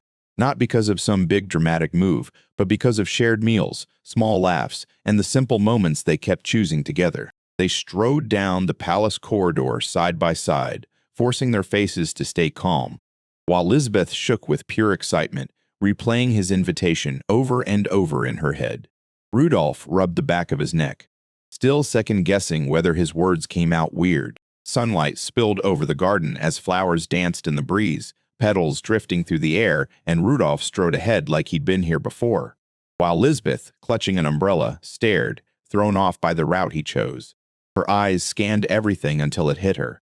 This wasn't just any place. Tears blurred her vision as those memories crashed back in, and she spun toward him with a trembling voice, because 9 years had already slipped by since they first met right here, where nothing at all had changed, and Rudolph's grin lit up as the moment hit him instantly. Without warning, Lisbeth clamped his hand and bolted into the trees, and Rudolph shot after her with a grin, laughing as the sound bounced between them, while the hedge-lined path seemed to curve just to shepherd them deeper into nostalgia and real connection. Bending among drifting blossoms, they teamed up to weave flower crowns under her parasol, Lisbeth's smile soft as sunrise, while Rudolph sat opposite her, grinning with quiet joy. In that instant, time slowed to a hush, and none of the world mattered, just two hearts finding each other again, right where their story first sparked. Their laughter drifted through the air as they checked each other's flower crowns, grins spreading wide as the moment wrapped them in warm, wordless happiness. Two hearts at peace, soaking up the joy of being together. Rudolph finally suggested they head back to the palace, saying the tea would probably be ready, and Lisbeth simply nodded, calm and satisfied as fallen petals swirled on the breeze while they strolled back along the garden path. Right before they set off, Lisbeth froze. She'd totally forgotten her parasol. Rudolph offered to run back for it, but she cut him off and made him go on ahead. He hesitated, but her calm, steady reassurance left him no choice. As she strolled off, Lisbeth shot him a playful glance over her shoulder, teasing him about how worried he'd gotten right in the middle of the day. Rudolph's face flared pink. He couldn't even handle it. He spun away, grumbling under his breath, and took his place under the archway, when sudden footsteps thundered up behind him, shattering the calm. A shadowy presence crawled in at the edge of the walkway, and he stepped out with a twisted smirk, his voice dripping contempt as he hounded Rudolph with one insult after another. And just like that, the calm shattered into raw tension. Rudolph froze the second a familiar figure stepped out from the walkway, his older brother Robin, and the shock hit hard because Rudolph remembered Robin had been locked under house arrest after that serious incident. Out of nowhere, Robin shoved Rudolph into the wall, eyes flashing with barely controlled venom. Then his voice twisted as he dragged up Rudolph's fresh engagement, mocking it like it was a joke. Rudolph's mind immediately screamed revenge. But even with that hateful attitude, Robin still claimed he was being generous. Insults flew as Robin jeered at Rudolph's status and engagement, then leaned in like he cared more about the noble family Rudolph was tied to than anything else. So Rudolph clocked it fast. Robin wasn't here for revenge. He was hunting for leverage, power, maybe both. The truth snapped into view, and Robin's face twisted as he blurted out a savage demand. Rudolph had to hand over his fiancée. It was so shameless and so shocking that Rudolph just froze, stunned, unable to believe what he'd heard. Rudolph tried to crack his brother's logic, calling out that Robin already had a fiancée, so he pressed hard on what Robin was really trying to do. But Robin dismissed the whole thing, claiming that as royalty, it was fine to take multiple partners, and that Rudolph, born of a concubine, had zero standing to complain. Robin's tone turned even more vicious as he snapped that Rudolph was unworthy of status, respect, or even love, then flashed a crooked grin and claimed full ownership of Rudolph's fiancée, wiping his own brother out so completely he was nothing but a nasty obstacle in Robin's way. Rudolph's face twisted with disgust as he watched Robin spiral out of control, and it hit him. This wasn't just rumors. The man was far worse. The third prince, once feared for his recklessness, now looked small-time, petty, and shockingly dull. He mocked every scrap of resistance. Rudolph's defiance only poured gasoline on his rage. While Rudolph finally saw the real reason for the whole clash, it wasn't about politics at all. Robin just couldn't stand the thought of his little brother rising past him in status and getting the credit. Robin lunged in full rage, then, blam! Something cut through his attack, and a hooked weapon slammed into him from behind with surgical precision, yanking him hard backward before his fury could even breathe, his face flipping from rage to pure shock as he stumbled, lost his footing, and crashed toward the ground. The hit crushed Robin and dropped him cold, blood spraying across the floor while everyone around them choked back screams. Out of the shadows, a female warrior surged forward, weapon first, no hesitation. Rudolph and the others just froze, staring like, who was she, and why did she come in swinging so viciously? Robin, battered and crushed, tried to claw back, control crawling on the ground. He bellowed threats and flashed his title like it could scare her. But Lisbeth calmly closed the distance with steady steps, parasol in hand, and when she finally spoke, she told him who she was, the eldest daughter of the Folkrant family, and Rudolph's fiancée. Her voice turned cold, and Lisbeth locked eyes with him like a blade. She warned that if Rudolph got hurt, she wouldn't hesitate to take his life. The stare didn't give an inch. Then, just like that, she flashed a sugary smile and acted totally harmless, as if the threat never even happened. The confrontation fizzled out. Fast servants rushed in, found Robin out cold, and claimed it was just an accidental fall, no questions asked. With everything handled, Rudolph and Lisbeth slipped back to Scorpio Palace without a hitch, leaving the whole mess behind them. They got dragged back to the palace, and Maya, the little maid with a fire in her eyes, stormed into the room fuming, demanding to know why she'd been left behind, her rage bubbling as she refused to believe she'd missed something this dramatic. Rudolph threw out a playful apology, then admitted he just wanted some alone time with Lisbeth, and the moment his words landed, Maya's jealousy ignited. She snapped that she would have protected Rudolph herself, then sulked, because she'd missed out on a moment that looked way too exciting.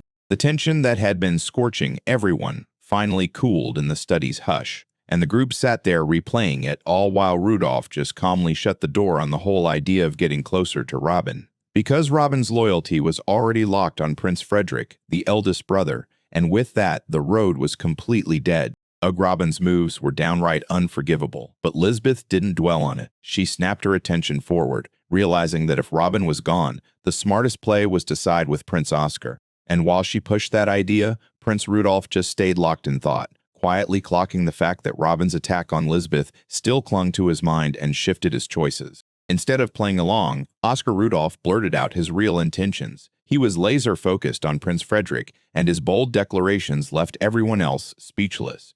Because choosing the strongest, and possibly the deadliest, royal sibling sent shockwaves ripping through the whole room. Maya and Lisbeth snapped into action at once. Horror hit them hard at the thought of backing Frederick, because that would mean teaming up with Robin again too, and the emotional backlash came boiling over fast and loud. Rudolph stood his ground, speaking in a steady voice like he'd already cracked the code, and he was convinced Robin's inferiority complex toward Frederick would block any real alliance before it even started. Rudolph cracked Robin's psyche with brutal honesty. This inferiority had been brewing for years. Empress Alicia had always doted on her gifted eldest, and Frederick soaked up every bit of praise and expectation. So Robin was left starving for recognition, clinging to superiority over someone just to feel worth it. He broke it down like this. Robin only feels worthy when he can look down at him as that filthy pig. And if Rudolph, the one Robin already treats as beneath him, teams up with Frederick, the whole fragile balance Robin lives on will collapse, and his pride, already razor-thin, would completely shatter. Lisbeth and Maya leaned in as Rudolph spelled out what would happen next. Robin would crack the moment that humiliation hit, because he'd never stand to be ranked beneath Rudolph. Even with their worries gnawing at them, Rudolph stood his ground, swearing Frederick would fall in line with them because that powerful Folkrant's family already had the backing, while Robin, in contrast, only had blood ties, with zero political or military clout behind him. The ending was carved in stone. Frederick had no real military muscle, so Rudolph's alliance, backed by House Folkrant, stepped in and filled the gap. This wasn't some lucky push, it was cold, calculated strategy. Even when the steam warmed his cup and made it quiver, his resolve didn't budge for a second. The talk shifted to the brutal showdown between the princes. Rudolph snapped that Oscar had the border lords and heavyweight nobles backing his war machine, so he owned the field when fighting broke out. But Frederick ruled the central government and still couldn't muster the muscle to take Oscar head-on. Lisbeth was blown away by Rudolph's insight. His words didn't stop at politics. They hit like the truth of a man who'd lived through the results. Lisbeth and Maya praised his brain for reasoning, teasing that it felt like he'd watched history play out live, and Rudolph only laughed awkwardly, scrambling to hide the truth that his knowledge was ripped from the epic chronicle of his previous life's world. Rudolph kept his cool and decided to hold off on any political move until Frederick answered. Then he told Lisbeth to stay calm, and she nodded like she meant it. The air loosened for a breath, but the storm waiting around the corner didn't fade. Rudolph privately thanked Lisbeth for jumping in earlier, and she shot back that he couldn't keep charging in like that again. They didn't say it out loud, but they both swore to get stronger and to guard each other, no longer just as political allies, but as real partners moving forward. Maya shot off with nonstop confidence, insisting she could handle herself and bragging that she'd been training hard, then struck a bold pose right next to the wreckage from her overtop entrance. Yet Rudolph stayed quiet, his worry burning, because sure, she was strong, but Robin was lethal, wild, and impossible to predict. That night, Rudolph couldn't shake his worry, and uneasy dread pressed in as he stared up at the black sky, because the silence didn't feel real. It felt like trouble was already moving, right under the calm. 10 days slid by, and the tents fell silent yet at Scorpio Palace. Everything stayed unnervingly calm while, somewhere else, a secret scheme started to tighten like a noose, as a shadow stalked through the lavish halls on deliberate steps, tiptoeing past the guards without giving them a single clue. Robin's eyes flared with fury as he stalked the corridors in secret, lurking from the shadows, snapping up every scrap of info rage contorting his face the moment he confirmed the woman's exact residence. His target was finally within reach. His orders were simple: confirm Lisbeth's location, copy the key, and keep watching. No breaks, no mercy. Robin refused to stop, his grudge burning hotter than ever, and now he moved in the shadows with pure stealth and spite, ready to take back what he was convinced had been stolen. Robin clenched his teeth as he forged a duplicate key, and every time he remembered Rudolph and Lisbeth humiliating him, hatred surged hotter, so hot he couldn't hold it back anymore. In the end, he declared their actions unforgivable. He slipped into the dim bedroom, the place finally quiet and left defenseless, then narrowed his eyes and zeroed in on his target. Sure, he called Rudolph a pig, but he couldn't deny it. Rudolph cherished Lisbeth like gold, and that meant only one thing: he was going to steal her away. Inside, Lisbeth had already clocked the intrusion, her body erupted with violent magic, itching to strike back, and the moment Robin stepped in, her power surged so hard she rose on the spot, ready to prove she was on top.